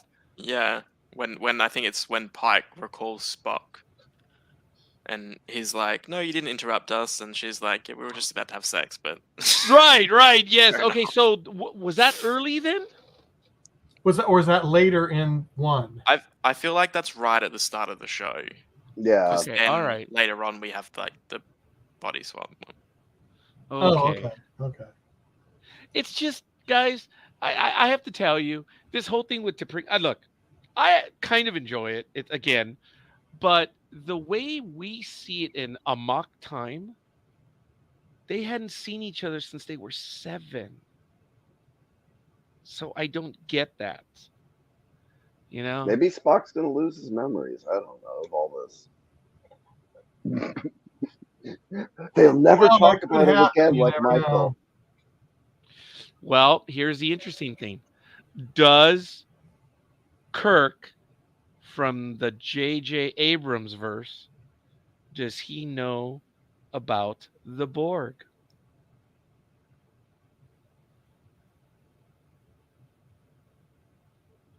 Spock mind melded with the younger Kirk, and he also mind melded with Picard because Spock and Sarek never had a mind meld. See, I got the And impression Picard that Spock invited could, him to have the mind meld. that Vulcans could pick and choose what they chose to share. Yeah, which would make sense, like in this episode where the mother shared the memory of him, like just that memory of him going to school. So I would think that Spock only showed alternative reality Kirk his edited highlights of. He edited the highlight. Yeah. I like that. But okay. He missed All a bit about, the whole relocation thing with Picard and like all that stuff that he was like, that's not important to this story. That's funny, man. I'm sorry. I like that. Okay. Oh. I guess Pike or Kirk. Oh, Kirk does not know about the Borg. Because then, when he meets Khan and Khan's like, "I'm Khan," he would have been like, "Oh, you're Khan from that mind meld that I had with Spock." But he did not. No. All right. Well, as a writing room, we did a good job Or of the killing that girl. plot thread. Or the woman that's going to be the mother of his son. Or Yep. Yeah, Carol. Carol. Yeah. What happened to Carol, man? She's fine. Sorry. Had a moment of weakness there. Hey, we haven't seen Carol in have we seen Carol in Strange New Worlds? we have not. Okay. Yeah, I don't think we would. So, but okay, fair enough. I'm at the scene where Pike is holding up his finger. So I don't know what he's trying to tell them. Oh, is that where? Is that when charades? Dad asked for more food? Or maybe that's the food. I think they've already done the Because charade. if you're getting to the end of that scene, Oh yeah, they're doing charades. Yes. Yeah, And that's what Pike they're doing gets mad. And T'Pring sees, Spock is not wiping his smile off his face. No. So this is a little goofy. I mean, it did create the necessary delay, but I think And it also named the episode as well, which was handy. it did. But they I kept kind of, going, how in the world could this be called charades? It was like, well, I thought at the point I thought it was Spock doing the a Yes. charade that he's not Spock. And I thought that for as goofy as the episode was, there was a missed opportunity of dragging out them trying to teach Vulcans how to play charades just a little bit longer. But either that or it just wasn't working, and they decided to scrap that part of the script. I don't know. But I really like when he's like, "There's a word," and the dad's like, "Is it a secret word?" I Yes. mean, in its funniness, it was really good. Is it a secret? Oh man, I'm gonna have to go back. She just gave him the hypo spray, That and made Did he say That made secret me or did he think say sacred? Oh, sacred. sacred, maybe. I can't remember, but sacred, yeah, I'm something sorry. like that. Okay, I was going. Wait a minute. That would be That- Romulans, I guess, if That it was made secret. me But think it was almost Monty Pythonish. It had that, his beat was like right there, for a comedy beat, and it was funny. Star Trek has done family episodes, and they're either super heavy, you know what I mean by that, or they're super light. Think of the wedding on DS9 when what's her name, Grilka, or whatever Martox. Oh my God, that woman is a chore. And what does Martox say? Oh, the love of my, that woman takes my breath away. It's funny. And look, I think it's looking for Parmach or whatever. Yes, in all the wrong places. Yep. Yeah, it is. And that's right after they retake Deep Space Nine. So I don't know if that was deliberate on this, but we've seen the family stuff. Look, the ultimate family story. it's Actually, Beverly and her grandmother's space ghost. ooh, I was about to say, okay, I like that. Family story. Aaron, you got me again, brother. I was either going to say Voyager with the Broken Greg's. doctor having his family. Oh yeah, every now and then we end up breaking each other, okay, and that's a good one. I'm glad we got the laugh. Mine would have been the Voyager episode where the doctor has a family and B'Elanna says, "Oh, I've had it with this. I'm dying of all this sweetness." She screws with the program, and the doctor has to. Yeah, that was horrible. But then there was the Next Generation episode, Family. Wow, that one was good. And even though it was I think filmed as the fourth episode of the season, it was right after the Best of Both Worlds. I thought it was perfect. Family is unreal. I love that one. Yeah, we But just watched that yes, one recently. And yeah, it's the scene between. I think the best part is probably the Picard and his brother in the mud. it's obvious they love each other, but I love it where Picard breaks down and really genuinely tears, everything, sharing that he shares with no one else, shares with him. And his brother there is just listening, not interrupting. And then he finally says, "Well, so you're not all powerful and perfect after all. You're going to have to learn." And I'm way paraphrasing. I haven't seen it, but you know what I'm talking about. It was well done. And he says, "Well, what are you going to do with your life?" That And was it's one really of the good. few Next Generation episodes where we get a follow through of like repercussions of the other Oh yeah, previous episodes. It's like when we were watching The Host last night, Yeah. and everyone at the table was like, "Okay, so we're gonna deal with the fact that Riker and Beverly just had sex with each other in the next episode." Never mentioned again. So Yeah. Hey, by the way, Aaron, have you seen Indiana Jones? not the new one, no. Michael, have you seen it yet? Nope. Greg, have you seen it? Not yet. No. Okay. I just want to know. Yes, No spoilers. I've seen the movie. I know. Yeah, that's it. I'm not going to say anything because I actually Okay. had a conversation with Michael about that. I said it's not for me to say anything. Thank you. So, but I will say one tiny thing, and Aaron is right. Well, all of you are right. But I did appreciate what Aaron said, that it's a creature of its time. And you've said that before too, Greg. You can't watch something that's gone on this long and not recognize that, as in the whole of it. And I think that would be my comment to everyone in the audience. Folks, it is Indiana Jones, but it was done in 2022. So there you go. And that's all I'm going to say, because it's not fair. If you're thinking of seeing it, hey, don't hesitate. Don't listen, especially to idiots like me. If you're going to go watch it, and then we could have a conversation. So I was just curious if you gentlemen had seen it yet, but okay. I just, as I guess I left it playing. He keeps pointing at me. I don't like it. Sorry. I guess she sees the guy from the academy again. I like that better. So what happened right there? Oh, okay. What happens there? Greg totally broke up. No, that's fine. I'm glad both of you have actually broken Greg twice already, and I have not been able to do that. I guess based on her reaction, she got accepted? No. It's not her that would be accepted.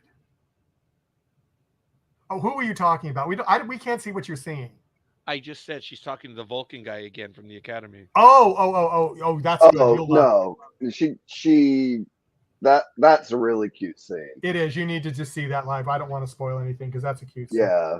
Okay. And now Pike, I keep wanting to say Kirk, Pike is having a drink with Spock. With the Spock. Yes. Yeah, you're right near the end.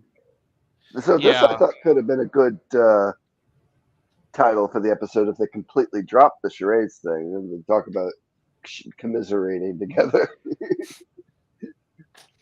as being a human thing.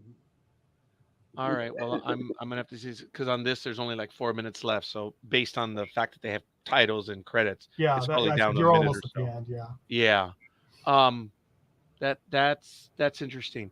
What was the resolution? The aliens gave them the means to correct the thing, which didn't really go into detail about that part. No, they didn't. And they didn't even show how the girls got back to the Enterprise. No, they didn't show any of that. And Chapel shows up at the door with the hypo spray just in time for Spock to do the mind meld part of the right, and that's what I saw. And then T'Pring sees her. Yeah. Oh, but I don't know. It was implied.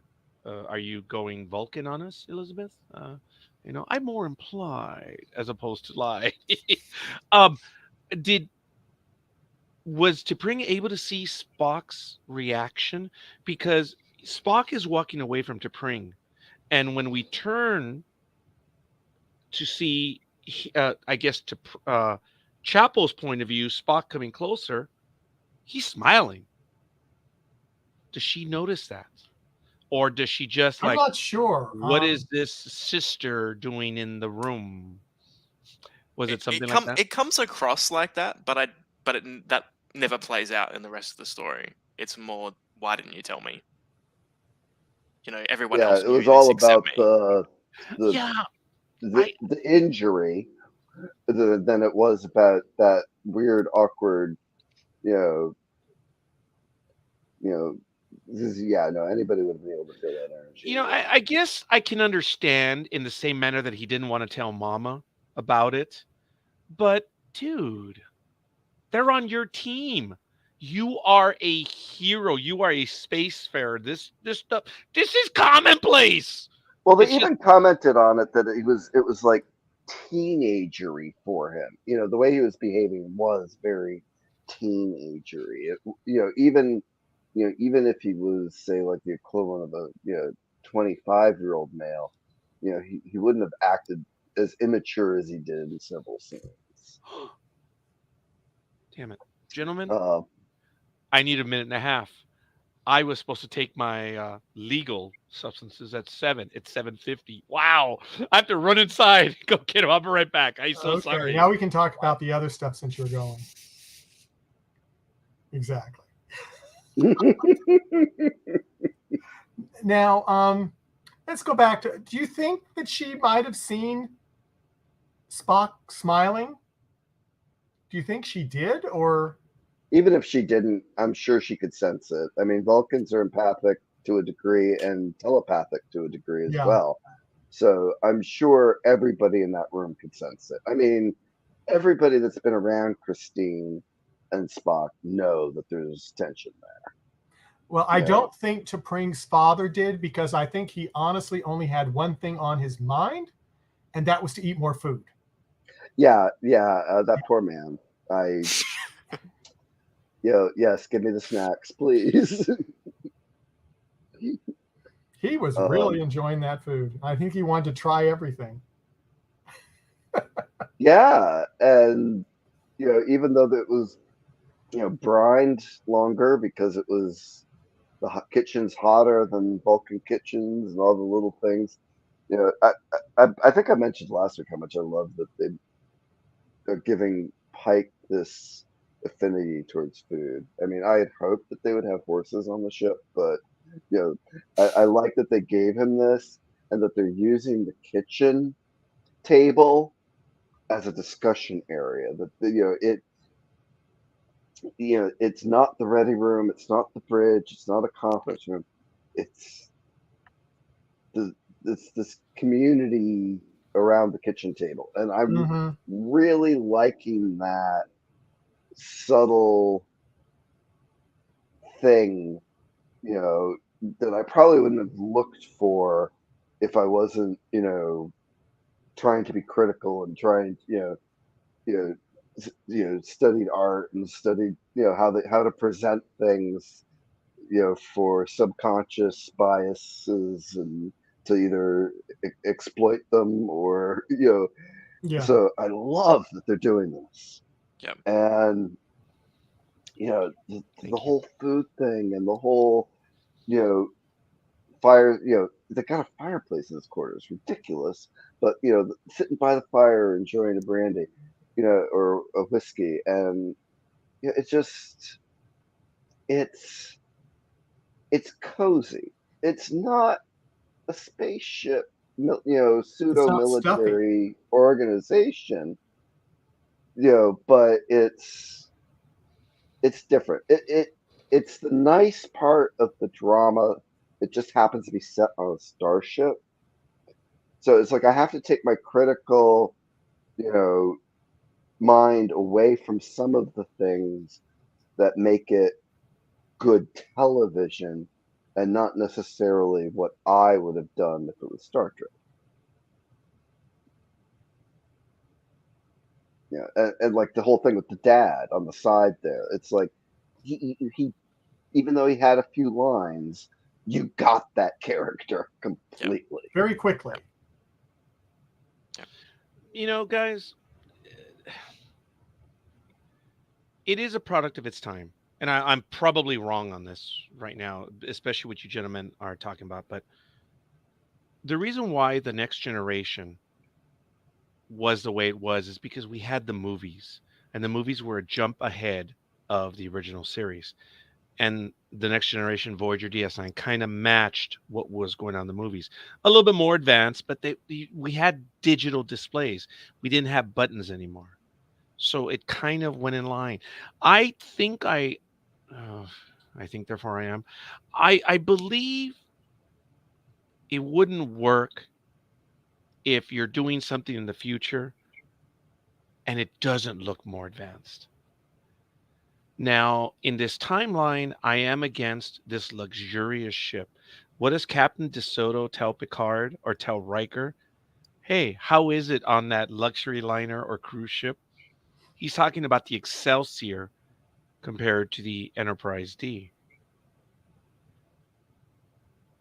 What would he consider the original Enterprise? I mean, A Captain. garbage scow. Yeah, I guess so. Very good, Michael. So Sometimes I get it. I just think that it's frustrating because we know the universe, but the only way that I can come up with it is, again, someone else is telling me the story in maybe an accent or maybe even a different language. I think that's the way it works. I don't know, Aaron. What are your thoughts? I mean, you've actually all three of you have been involved in fan productions. What is your opinion on that? That the technology is so much. Does it really matter to you guys, or is it something that you want to emulate? Are you okay with that, or no? Raj, it's all about story. Shut up. I feel like I know people often say that, like, why don't they just build the original series set so it's set during the original series, and like, oh, they did an Enterprise and that one episode of Deep Space Nine, like, why don't they do that again? But I just feel like, as a showrunner, as someone that's paying for this, like, I'm not going to pay for that. Like, it just doesn't. In my mind, it's not. This isn't exciting. This is boring. Like, it looks like a set from the '60s. Yeah, it Like, does. no matter, and I know there's so many people passionate about the fact that these are timeless looks and things like that. I get it, but from a perspective of a production company, that's not going to happen. Like, it's in no way. It's a nostalgic look at the past. It's not. No one's going to watch a show like that anymore. That's what Plus it is. They're not going to watch it. Sorry, Greg. Go ahead. Plus, it's got to look good on incredibly large, Oh ultra my high God, definition that television. the vast majority of people were black and white TVs. As a matter of fact, the ultimate in joke that we have, the red shirts. Okay, it was red, yellow, and oh my goodness, blue. They were trying to sell TVs. Yep. That's what it was. Color television, What do NBC we in have particular. now? Oh my God, I have a 40-some inch TV that is like 1080p. Oh my goodness. My sister has an 80-inch high def. Oh my goodness. Look, I love the original series, but it's just not going to play very well. Even Next Generation, the it's stuff starting to show, huh? Yeah, you can see threads hanging off costumes. Isn't that funny? Yeah, even when they they recreated the filmed bridge, the on next gen film. bridge in Picard, to me, and as wonderful a moment as it was to see that set, it still looks like it's a product of the time period that it was. But they designed even in. changed it, Aaron. They They did. made it bigger than it was. It was a on the little original bigger series. and Well, more that was the detail. Generations version, right? No, it wasn't because No. it missed there were the two bridge stations were missing from Generations. Okay, Aaron, you weren't here for this, and I think we talked about this in the last episode of the week before. Isn't it? And we're going to cross universes. Forgive me. The ultimate bit of fan service were the last 5 episodes of Picard, right? It was okay. What did we get in the new Star Wars movies? None of that. They wanted to see Luke, Leia, and Han all together. And you would have thought it would have happened in Star Wars, and they didn't get that. Lo and behold, Star Trek delivered. Isn't that amazing? And everyone rips Star Trek. Well, Star Wars fans just, oh, Star Wars is better. Yeah, it's funny who loves their audience a little bit more, huh? I think in terms of Star Trek, in Picard season 3, the fact that it was produced by someone that not only worked on the original but liked it, that indicated the direction that show went. I personally, did I think it was a great story? Not really. Yeah. Was it nice to see those people again? Yes. Was it nice that they got something to do that was actually meat, like we were talking about before? They had a backstory and things to do. 100%. But I feel like, for me personally, it didn't progress. And when we watched it, and I always use this as a good indicator, my dad will watch an episode of Enterprise, whenever he wants, straight the way through. Dad falls asleep in Picard. Sometimes he falls asleep in Strange New Worlds. Discovery, yes, 100%. But that Picard didn't captivate him. And this is someone that grew up watching Star Trek in the 60s. Yeah. So. Yeah, I like that. I wish. I think one of my, I guess I'm going to get a little deep right now. One of the greatest things that I regret or I missed out on were the 18 years that I didn't get to speak to my father. He was a Captain Kirk fan. He would watch the episodes But when he left my family in 1995, and this isn't a woe is me story, folks. I was 25 when he left. I wasn't a kid. He went off, found himself a new family, and did all those things. Fine. But I didn't speak to him for about 18 years. The last movie I saw with him was I didn't see Generations. Saw The Undiscovered Country. And folks, when we saw the movie on December 7th, can I remember that day? We're watching the movie on opening day at about 11 a.m. And when the movie finished, he said, "Which movie's next?" I said, "No, Dad, they don't have twofers anymore." He says, "Oh, well, let's watch it again." What? He says, "Okay, you want me to go get 2 tickets?" "No, let's just watch it again." This is my father, law and order, paid everything to the penny. He wanted to see it again, and I did not want to risk it throwing out of the theater. I thought that I was knew funny. somebody that parked in a theater for like three showings back to Okay, back. gentlemen, on November 22nd, was it? 1996? I saw First Contact 4 times. It's horrible. Yes, I saw it 4 times. First time I went alone, and then everyone wanted to see the movie with me, so I was clocking appointments because people wanted to see the movie. And I'll never forget the last movie I went with that evening was with Fausto, my buddy Seminary, and my other buddy Peter. And I already knew the story, but here, I guess my opinion, I didn't like First Contact the first time I saw it, nor the second time, nor that I didn't like the movie. But at the very end, when the Vulcan does this move and you see the ears, both of my seminary brothers were like, "Oh," and I was like, "This is what storytelling's about." Shut up, dude. Shut up and enjoy it, man. That's the I've overall come. thing. It resonates with people differently. Yes. Like with like Picard as a show, people love season 3. That's great. People hate season 2. Fair enough. People didn't like season 1. That's okay. People enjoy it. We did a post about Prodigy on our like fan film page, and the most engagement I've ever got was people shitting on Prodigy. And all we were doing was sharing like hashtag Star Trek Prodigy or Save Prodigy, and I was like, okay, like that's great that you don't like it, but we really enjoy it. Oh well, that's 2 people. Well, okay, what do you want me More to do than about it? Like, 2. I don't. But that's Aaron, the thing. I think we've lost this discourse of being like, I don't think that's good, therefore it isn't good. Okay, so Yeah. don't watch it. Yeah, exactly. oh Shut my up. God, we've There's so said many that things that right I hate here. that I don't talk about. Aaron, I'm curious because Michael and I, and now Greg, I'm glad that we're having more of a conversation on this, and I'm thrilled by it.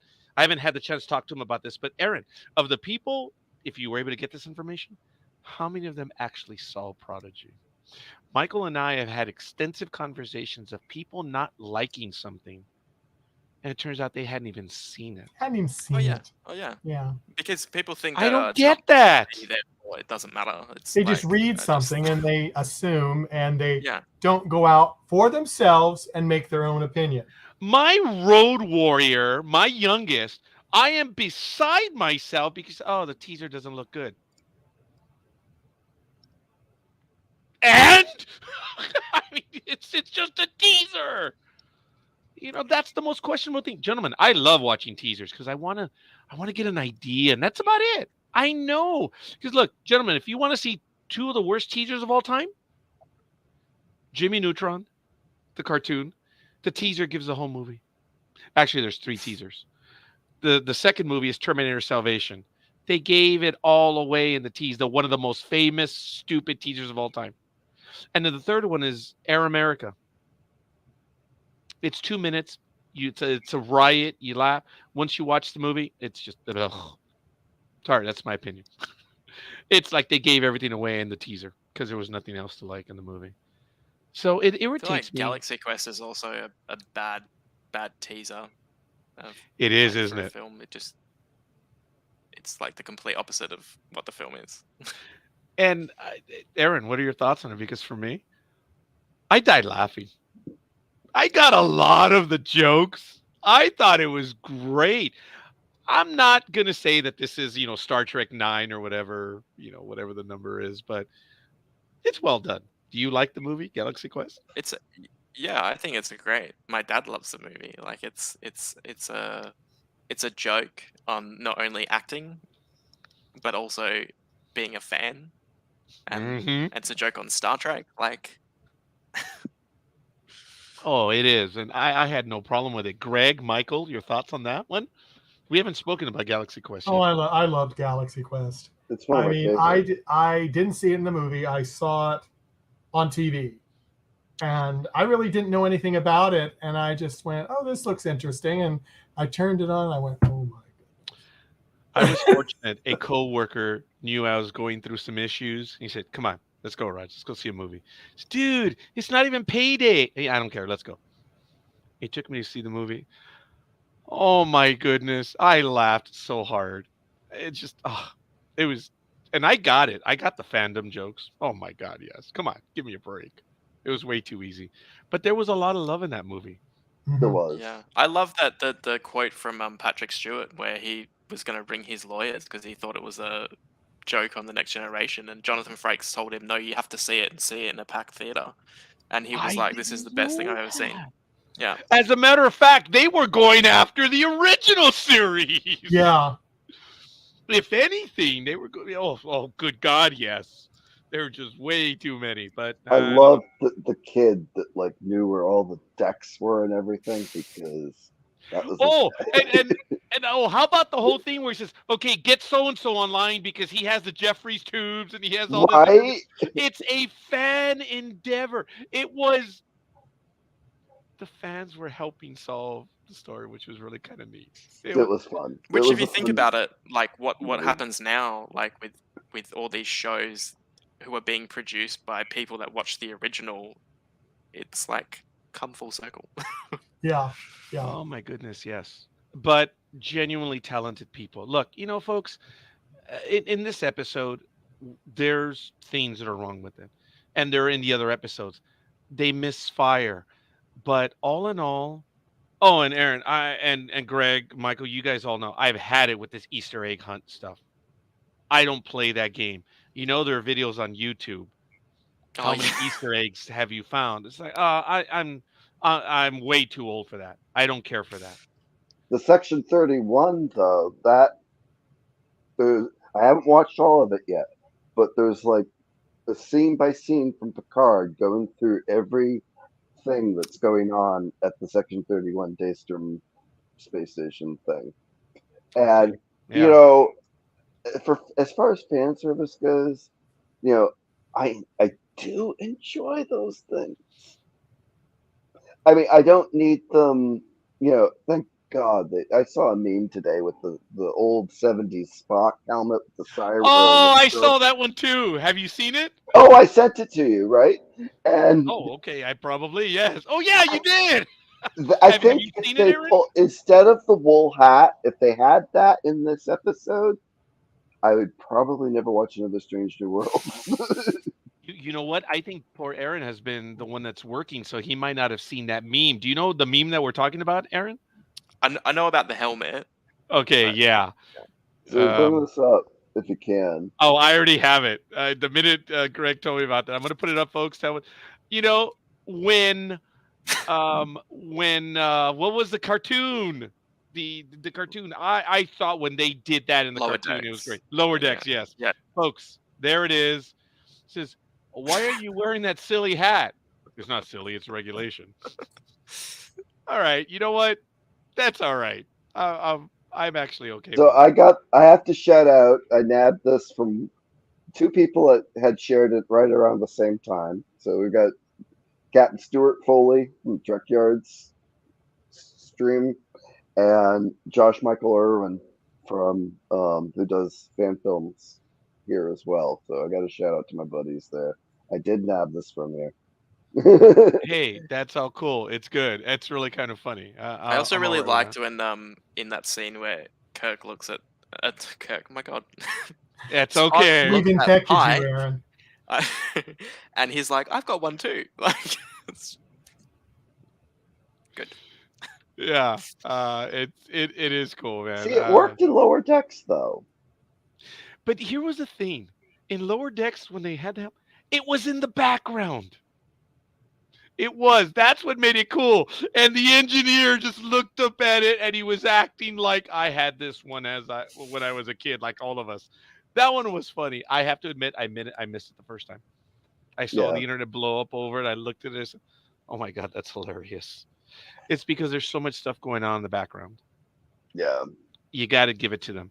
I just said I'm too old to catch all of that. But that's what they have that show for. Let that show do all those little things. But the theme for Prodigy, Michael and I were fans of Prodigy. My youngest and I were fans of Prodigy. Greg, Admiral, were you a fan of Prodigy? Did you get a chance to see it? Okay, so I'm in the middle. It was juvenile. It didn't grab me. I had watched the whole 1 hour opener, Okay. loved it, but it still didn't grab me. I went back and watched an episode, then I went back and watched another episode. So I didn't go out of my way to watch it. Okay. But I enjoyed what I did see, and I'm disappointed that I did not get to see all of it. Yeah, it's gone. It's gone. Yeah. I just don't understand why. I mean, Aaron, obviously you were a fan of Prodigy as well, were you not? I mean, I would say I'm the same as Greg, where it just kind of didn't grab me at the start, but I still kept watching it, and I really enjoyed it by the end of it. So, I think it's just that thing that maybe it's not made for. You're not the target audience, No, potentially. we were not the And so, target audience. yeah. By No. far, Yeah. we were not. My daughter may have been the target audience 2-3 years ago. She's 26 now, and I don't think it was the target audience. But yet, we would wake up on Thursdays. Did you see the episode yet? Or Well, did you see I the would say episode yet? it's the same with my partner. My partner engaged with that completely. Okay. Yeah, So, but it was on Nickelodeon. Mainly that's so it was like it was made for Nickelodeon. It just happened to be on Paramount Plus too. But It was for the 7 to 10 range. Yes, it was made for Nickelodeon. So And tell ya. I love stuff like that too. I've got an 8-year-old grandson. So I How do didn't you know get it him was to Lower start? Decks. Wow. Yeah, Lower Decks is not for kids. no, Well, I let him watch the first one. Yeah. I told Michael that I was watching the third episode and something happened in the third. That's the famous one where what's her face, Mariner, is drunk or whatever, and she's doing the shield thing, in the shuttlecraft, which the internet lost its mind over because they hadn't seen the episode yet. I actually thought it was kind of funny, but that was the episode. Something happened in that episode. I genuinely lost it.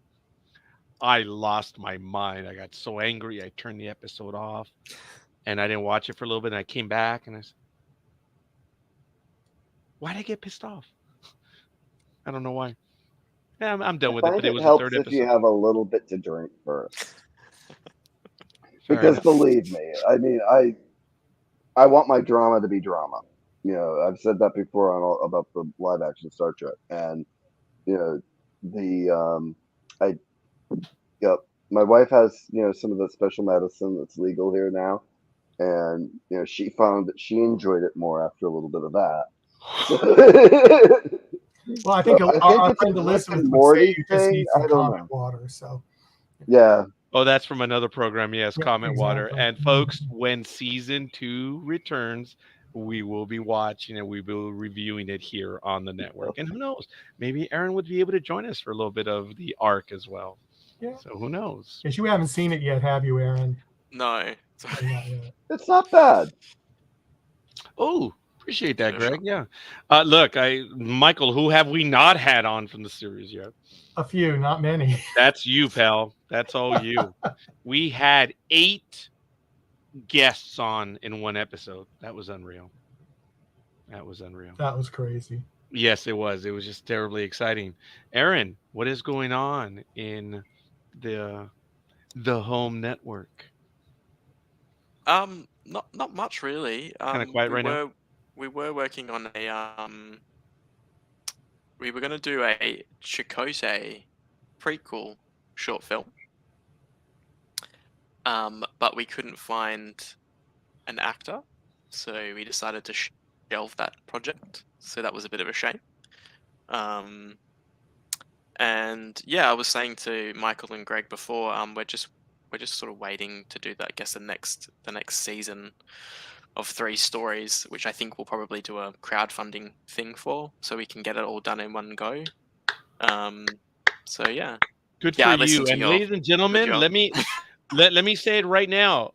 Well, I've talked about it. I've asked him, folks. These well, Michael and Greg know they do it out of love, and it's great. And if there's a way that the fans can help, especially when the productions have delivered, Be nice. it's kind of cool.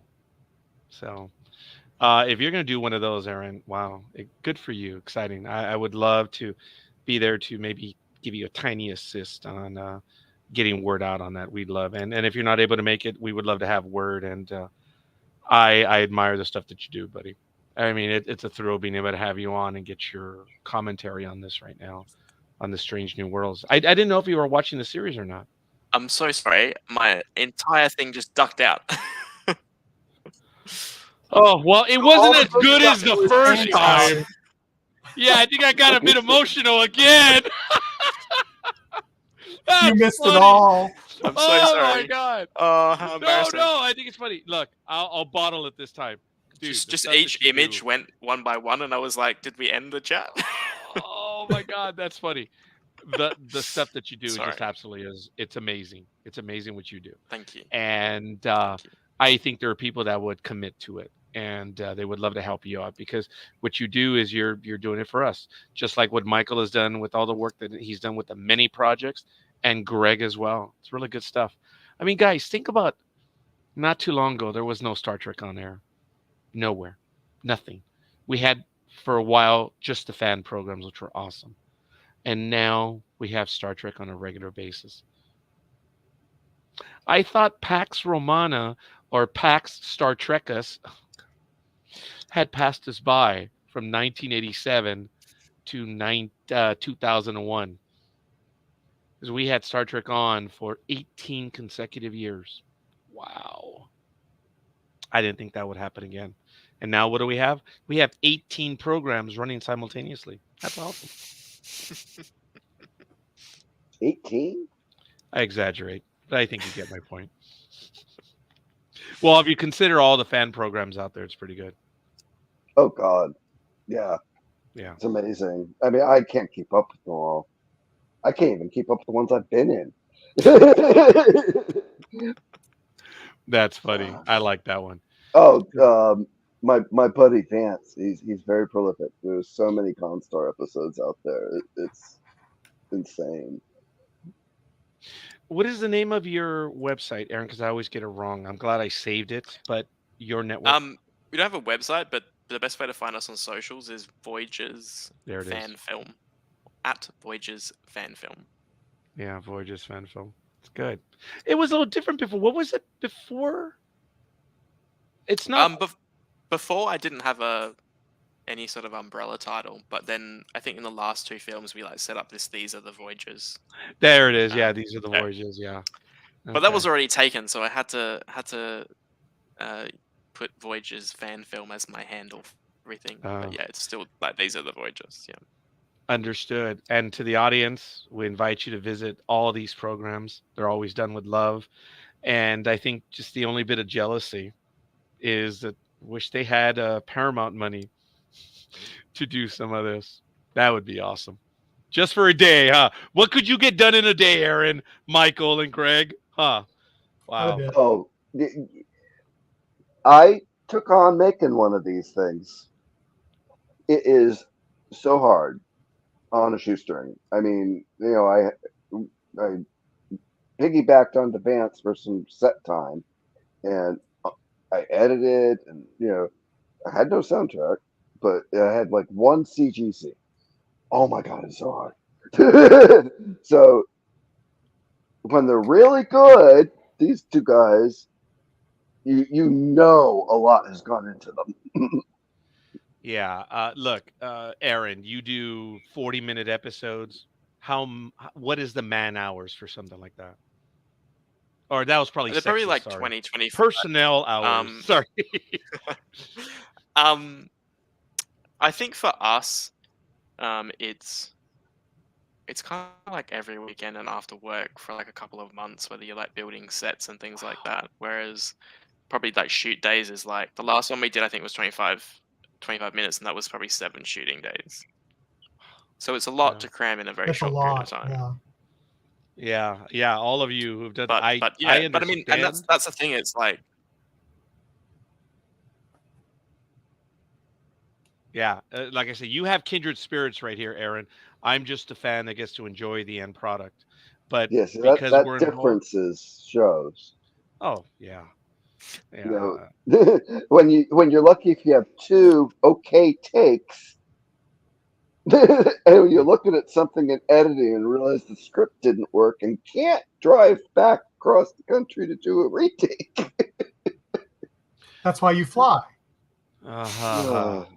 Which I can do once a year if I'm lucky. Yeah, I hear you. No, that's why I'm not able to do any of those because I'm out here on the West Coast. That's the only thing Aaron and I have in common, is that we're on the far distant reaches of our respective nations. Except I can drive other places. He drives out There's to stuff the. going on out in LA area. Fan film stuff going on. I just saw a casting call for something out there. Mm. Well, they only want talented people. That's why I didn't see that, so it's okay. But be that as it may, gentlemen, your last thoughts on some of this episode. We've had a good time chewing through a lot of stuff today. What are I suppose maybe if you want to add anything else? Otherwise, I'd like to know if you want to be juvenile and give it a grading schedule using the A, B, C, D grading scale. Do you have any other thoughts? If so, we can go ahead and get our grades in. Elizabeth, let me know. But do you have any other thoughts on the episode? Uh, I have to tell you, I'm enjoying this for what it is. I understand there's a lot of character development in this, and based on what I've seen, I want to go back and to listen to it. I'm surprised by what you tell me happens at the very end on her application for the academy for the 2-month program. So I want to see what that is. But the acting the performances looked good. So I'm gonna hedge on my score a little bit. So I want to see it through, but I'm okay with it. It doesn't look to be a dud to me. It looks like it's in the C to B range or B to C for me. But I want to watch the rest of it. Oh, Elizabeth. Oh my goodness, Elizabeth. That's the lowest. I mean, have you given anything less than an A minus? Wow, Elizabeth gave it a C. Wow, okay. Elizabeth's mean today. Yes. Yeah, I would probably give it a B minus. I did enjoy it. I like some of the character development, even though it wasn't what we expected from Amok Time. And I mean, that's the only episode that we have with T'Pring at all. And we have had more of her in Strange New Worlds than we had in all of the original Star Trek. So, and wasn't it a great line at the end of Amok Time? And help me out, gentlemen. Doesn't he tell Ston that he may find? Yeah. Well, go ahead, Greg. Go for it. Having a thing is not is not. Oh shoot! I just may lost not necessarily be as pleasing a thing as wanting that thing. Yes. That was very not very Vulcan-esque. It was interesting. Oh, He's see, I saying, "Hey, don't have dude." my it is 10 not things I learned from logical, Star Trek poster. but I Here. have found Okay, there it is. something that it is true. Yeah. Something like that. Yeah. It is cool. Yeah, because guys, Spock acts like he really doesn't know her in Amok Time. He hasn't seen her since they were betrothed. So, and I thought it was very, very young. Not what we just saw. Well, not what we saw. No. Because if we go by that canon, they're not going to see each other again. Yeah. If we go by that. Yeah. But then what do they mean not having seen each other? Is that a physical thing or is that a video thing? I haven't seen Michael since December, but I've spoken to him almost every day or video at least once a week. So I don't know. It's sad, isn't it? Well, he was looking Oh, at a good picture God, of a yes. little girl in a mock time. So. Yeah. So Elizabeth continues, says, yes, I gave a B and a C plus in the past. I just really had a hard time. It was a fun episode with a couple of moments of good, but a lot of it seemed forced. Okay. I like that. Michael gave it a B minus. Greg. So this one, you know, I'm having such a hard time with this season. Again, you know, there was a lot of technical excellence. There was a lot of great performances. You know, but you know, when you only have 10 episodes in a season, and you're billing yourself as a science fiction show, you know, yes, you know, the DNA altering and all that sciencey and stuff like that, but you know, to do a comedic character drama in 20% of your shows for a season, Yeah. you know, because I am expecting the Strange New Worlds crossover to be comedic, and I hope it is. Yes, I Oh, said where's that? Is that episode 7 or something? It's 7 or episode 8. 7 in 2 weeks, I think, or 3 Ooh. weeks. Yeah, 7 or 8 in 2 or 3 weeks, and you know, Wait a minute. for the This is most part, episode 5 today. Yeah. yes, we're halfway through, and for the most part, they've been really good to balance. But this felt like an Orville episode. It was goofy. Ethan he did a good job of playing a teenage human, but he over embellished the human thing. You know, it was so this is just a firm C for me. I Okay. loved a lot about it. I laughed. I did shed a tear during Jess's speech, Christine's speech. But come on, give me science fiction. I think we lost Aaron. Oh, don't tell me we did at that moment that he was looked going to. frozen there for a while. You've got some good commentary right there. Yeah, we have lost Aaron for the moment. Hopefully he'll be back. Again, I'm asking everyone's forgiveness. I've been running around all day, and I believe there. Oh, look at that. We now have Aaron twice. And still Both circling. spinning. God, I feel like I'm at work watching the spinning circle. Oh well. There he There is. he is. There he is. Yay! What We happened there? actually had 2 of you for a moment, so you were split. So I don't know what the hell that means, Aaron. There were actually 2 of you. You're gonna have to go Info back and counts watch twice. Your transporter malfunction. it. Yeah, either that happened or your DNA was split. Yeah. You know, There you go. you're what would you be? Western Australian, Eastern Australian? I don't know. You're like, no, dude, no. He might have lost something in California there or something. You know. But he Oh, has yeah. been rectified now, so we'll go with that. I'm so sorry. I missed a bit of the end of Greg's bit. What was your rating, Greg? Sorry. I ended up with a C. Okay. Michael gave it a B minus. I'm going to hold off a little bit. It looks to me what I've seen. Yeah, it's a little thin. But your thoughts, Aaron? On this I think like Greg, I'm kind of a little bit struggling with this season.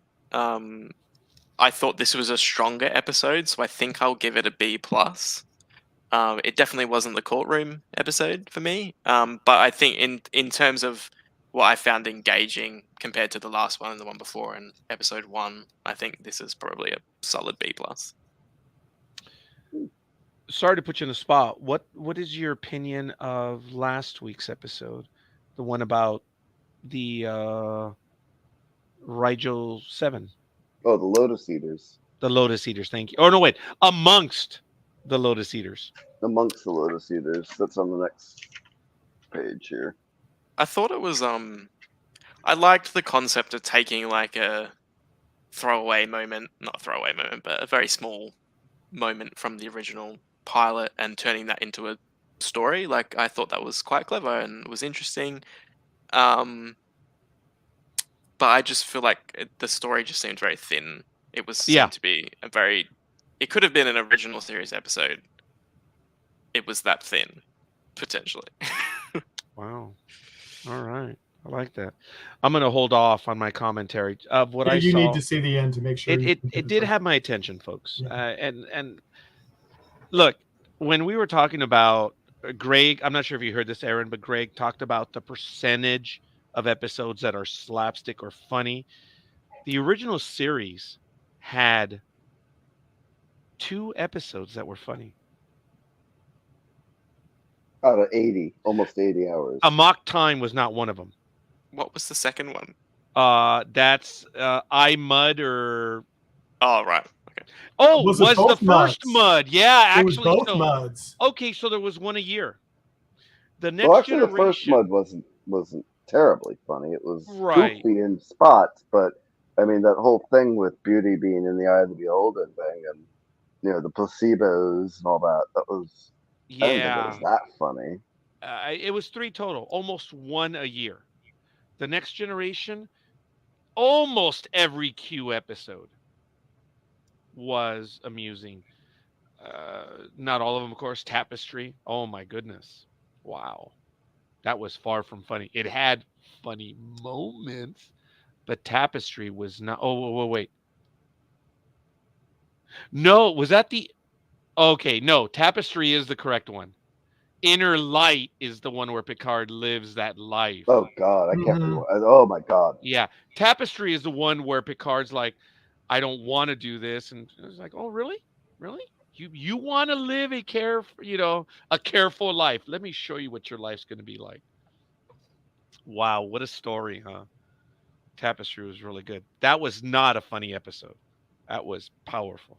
But every other Q episode was funny. The next generation had more humor, but I think they had one funny episode a year, and that was about it. To DS9, Trials and Tribulations was awesome. Anytime the Ferengi, like Oh the brought yeah, Grand Nagaseka aboard, and of course you knew with the actor that was going to be a funny episode, but they didn't make it like goofy funny, sitcom funny, right. Orville funny. They made it the situations that those characters were in would be funny to us as an audience. Yeah. It wasn't, the I am writing a joke now, and people will chuckle. Yeah. It's a bit there like were the DS9 like Little Green Men episode where it's like it's Oh, the yeah. context that's funny. It's not like yes. those characters don't think they're funny. Yeah. Not at all. No. What is Gala, his brother? He says, I have one word for you. Weapons. Weapons. Now he owns his own moon. What do I have? A bar. That was funny. And to think it's the Ferengi are there in 1947. That was actually kind of funny. I don't know if you gentlemen have seen Futurama, but Futurama actually was also there in 1947, which is really funny. I love the scene for the. Yeah, you're all laughing. I love it when he's firing away in the Jeep and boom, the nuclear bomb and Bender. And you are out of here. I love that one. Oh my goodness, it was great. Does anybody know if they got the guy that voiced Bender back? Yes, all of them back. Did. Awesome. Is Futurama returning, Aaron, to the land down under? Because here in the States, it returns July 24th. On Hulu, I think. Yes, Oh, on did Hulu. we lose Aaron again? There might be a little bit of stutter. He's still. Oh, it's an eyebrow move. Yeah, I think he's. There he is. Aaron? No, he's gone again. I saw a little bit of movement. Movement? What's the position? They're all around us. Talk to me, Hudson. The electrons are having a hard time getting across the Pacific. Uh-huh. And he is tomorrow, after all. Yes. So it's tomorrow, and tomorrow for the three of us. and he says Uh, he's yesterday. Yesterday, no, we're yesterday. we got 24 minutes till tomorrow, so You over do. here Yesterday. on this side. I of the actually screen. have a little bit of daylight, folks. It's funny. There is a little bit of light out there. Okay, we did lose him. Yeah. Yeah. Aw. He may be joining us. I was kind of hoping to just be able to say goodbye to him, but I Yeah. know we've been on for a long time. But he is having internet connections. So if he's able to return to us, it's great. I am so happy that Aaron was able to join us. Tomorrow's yesterday for Aaron. Ooh, I like that one. I think we're gonna have to Is it? challenge Aaron. Well, I'm hoping. I Aaron like can that come back. title. Tomorrow's yesterday for Aaron. Elizabeth, it's too late in the day for me to think. Yeah, I'm just okay with it. I love the scene that you chose, Michael. That's the one I was talking about. Yeah. That was really good. It looks like you're right in the middle of it too. I So. am. I just moved a See, little. I bit expected the opening see credits right at that people. scene. Oh, if I move way over here, I get everybody. Woo! I hate you. No, I'm glad you're able to make it work. I am unable to make it work over on my end. That's why, unfortunately, I have the back end of the garage. So it is what it is. I have not seen the preview for the next episode, but I realize that if you look on the internet, the teaser is out much sooner than Monday, which you just got to look. And the teaser may already be out. After we finish here, I'll look at Will I Wheaton. did watch the clip in Ready Room. What are we looking at? Pelly is back. Okay. And there's something going on the ship. And with who? On the ship. Oh, really? Something's going on the ship? There's something going on the ship. And Pelly suspects sabotage. And it's Carol Kane. I just want to give that lady a hug. Carol Kane was great in Taxi, and she was I absolutely didn't write phenomenal. down the name of the next episode. I'm sorry. Okay. It's on IMDb. It is already? Okay. Oh, I think they're all been named, haven't they? I think they're only going a week ahead. Michael, do you have Charades, Lost in Translation, Those Old Scientists. What? Lost in Translation? That's next week. Scarlett Johansson in this movie? I mean, episode? I don't think so. I don't think so. Then it's Lost in Those Old right? Scientists, and opposite that's Bill episode Murray. 7, and that's Lower Decks. And then Under the Cloak of War is episode 8. Episode 9 is Subspace Rhapsody. And episode 10 is Hegemony. Hegemony.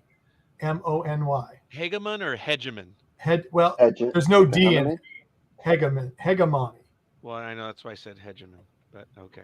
Obviously, I am not the educator here. That's Michael, wherever he is. I'm actually looking at a white screen, which is probably insensitive. I should know what that means. I think I should know what that means. Yeah, hegemon. It's a political phrase. Come on, Elizabeth. Leadership or dominance, especially won by one hegemony, like that. Yeah, that's why. There it is. I just said it a moment ago. Germany was united under Prussian hegemony after 1871. Woohoo! And we know what happened there. Okay, I just got a message from Aaron. Most of his internet went out. He's on his cell phone right now. He sent me a text message. I believe it. He was having some difficulties. He was, yeah. It was obvious. Oh, and look at that. We have Star Trek the Motion Picture in the background. Excellent, Greg. You almost have the menagerie uniform. I went back to the Academy days. Folks, I ran back here at I think at 5:37. No, wait. There we go. What the Vulcan Elders. No, it looks good. I like that. Michael, I contacted you at 5:33 saying, dude, I am almost out of here. If I can get out of here in the next 7 minutes, I will make it. But I don't think I will. I said I'll probably be taking 10 minutes, right? And gosh be darned if I wasn't right. I was out of the doctor's office at 5:42, and I was able to. The woman in my life, the still legal significant other, so she had a major appointment, and I had to take her to that. And it just the appointment was at 3:30, folks. 3:30.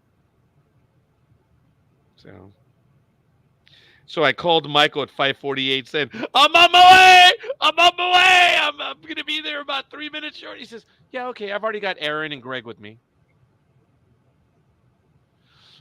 And I'm doing the Corbin Dallas thing in traffic. And he's, well, we're already here. Is there anything else you want to share with me? I'm dodging aliens and shit and stuff. And he's just like, we'll see what happens if you don't show up. That's what Michael's tone call was. them aliens anymore. Oh, that's right. Homesteaders. I just made that up, man. I just made that up. Oh.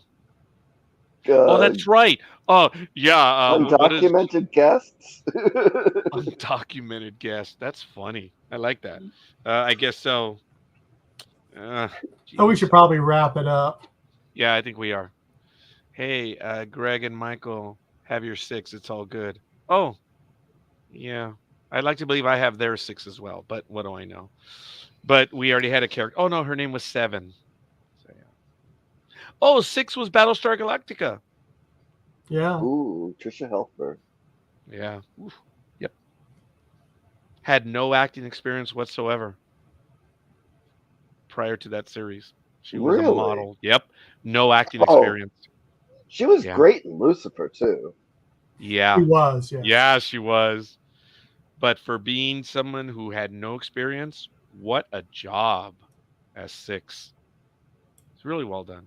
But they also gave her great material, man. So well, to be fair, in the first pilot movie, all she had to do was be a model. Yeah. Oh, yeah. All she had to do was look awesome in that red dress, and she did. Yes, Elizabeth. I knew exactly. It's not like he actually had his back right here in front of us. Well, yeah, actually, I was going to say, Liz, I'd do something to fix that vertebra of his if I did. Oh, while we were on air right now, I reacted in a way. I don't know if you could see me flinch, but I moved in such a way, and I was like, oh, that one hurt. That was right about the time you remembered you forgot to take your meds, too, wasn't it? Probably, yeah. Oh, you had a blonde moment, as in the drink, Elizabeth? Are you talking about a movie that's about to debut? Oh, God.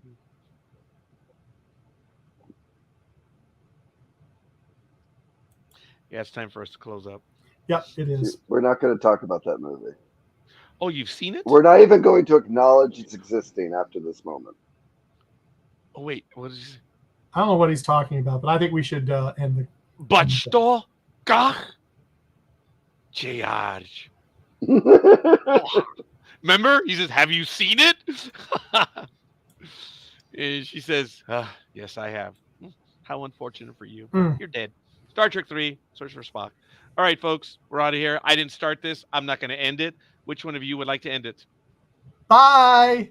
See you next time. Thank you for watching. Tune in next week when we discuss something. Yeah. Live long and prosper.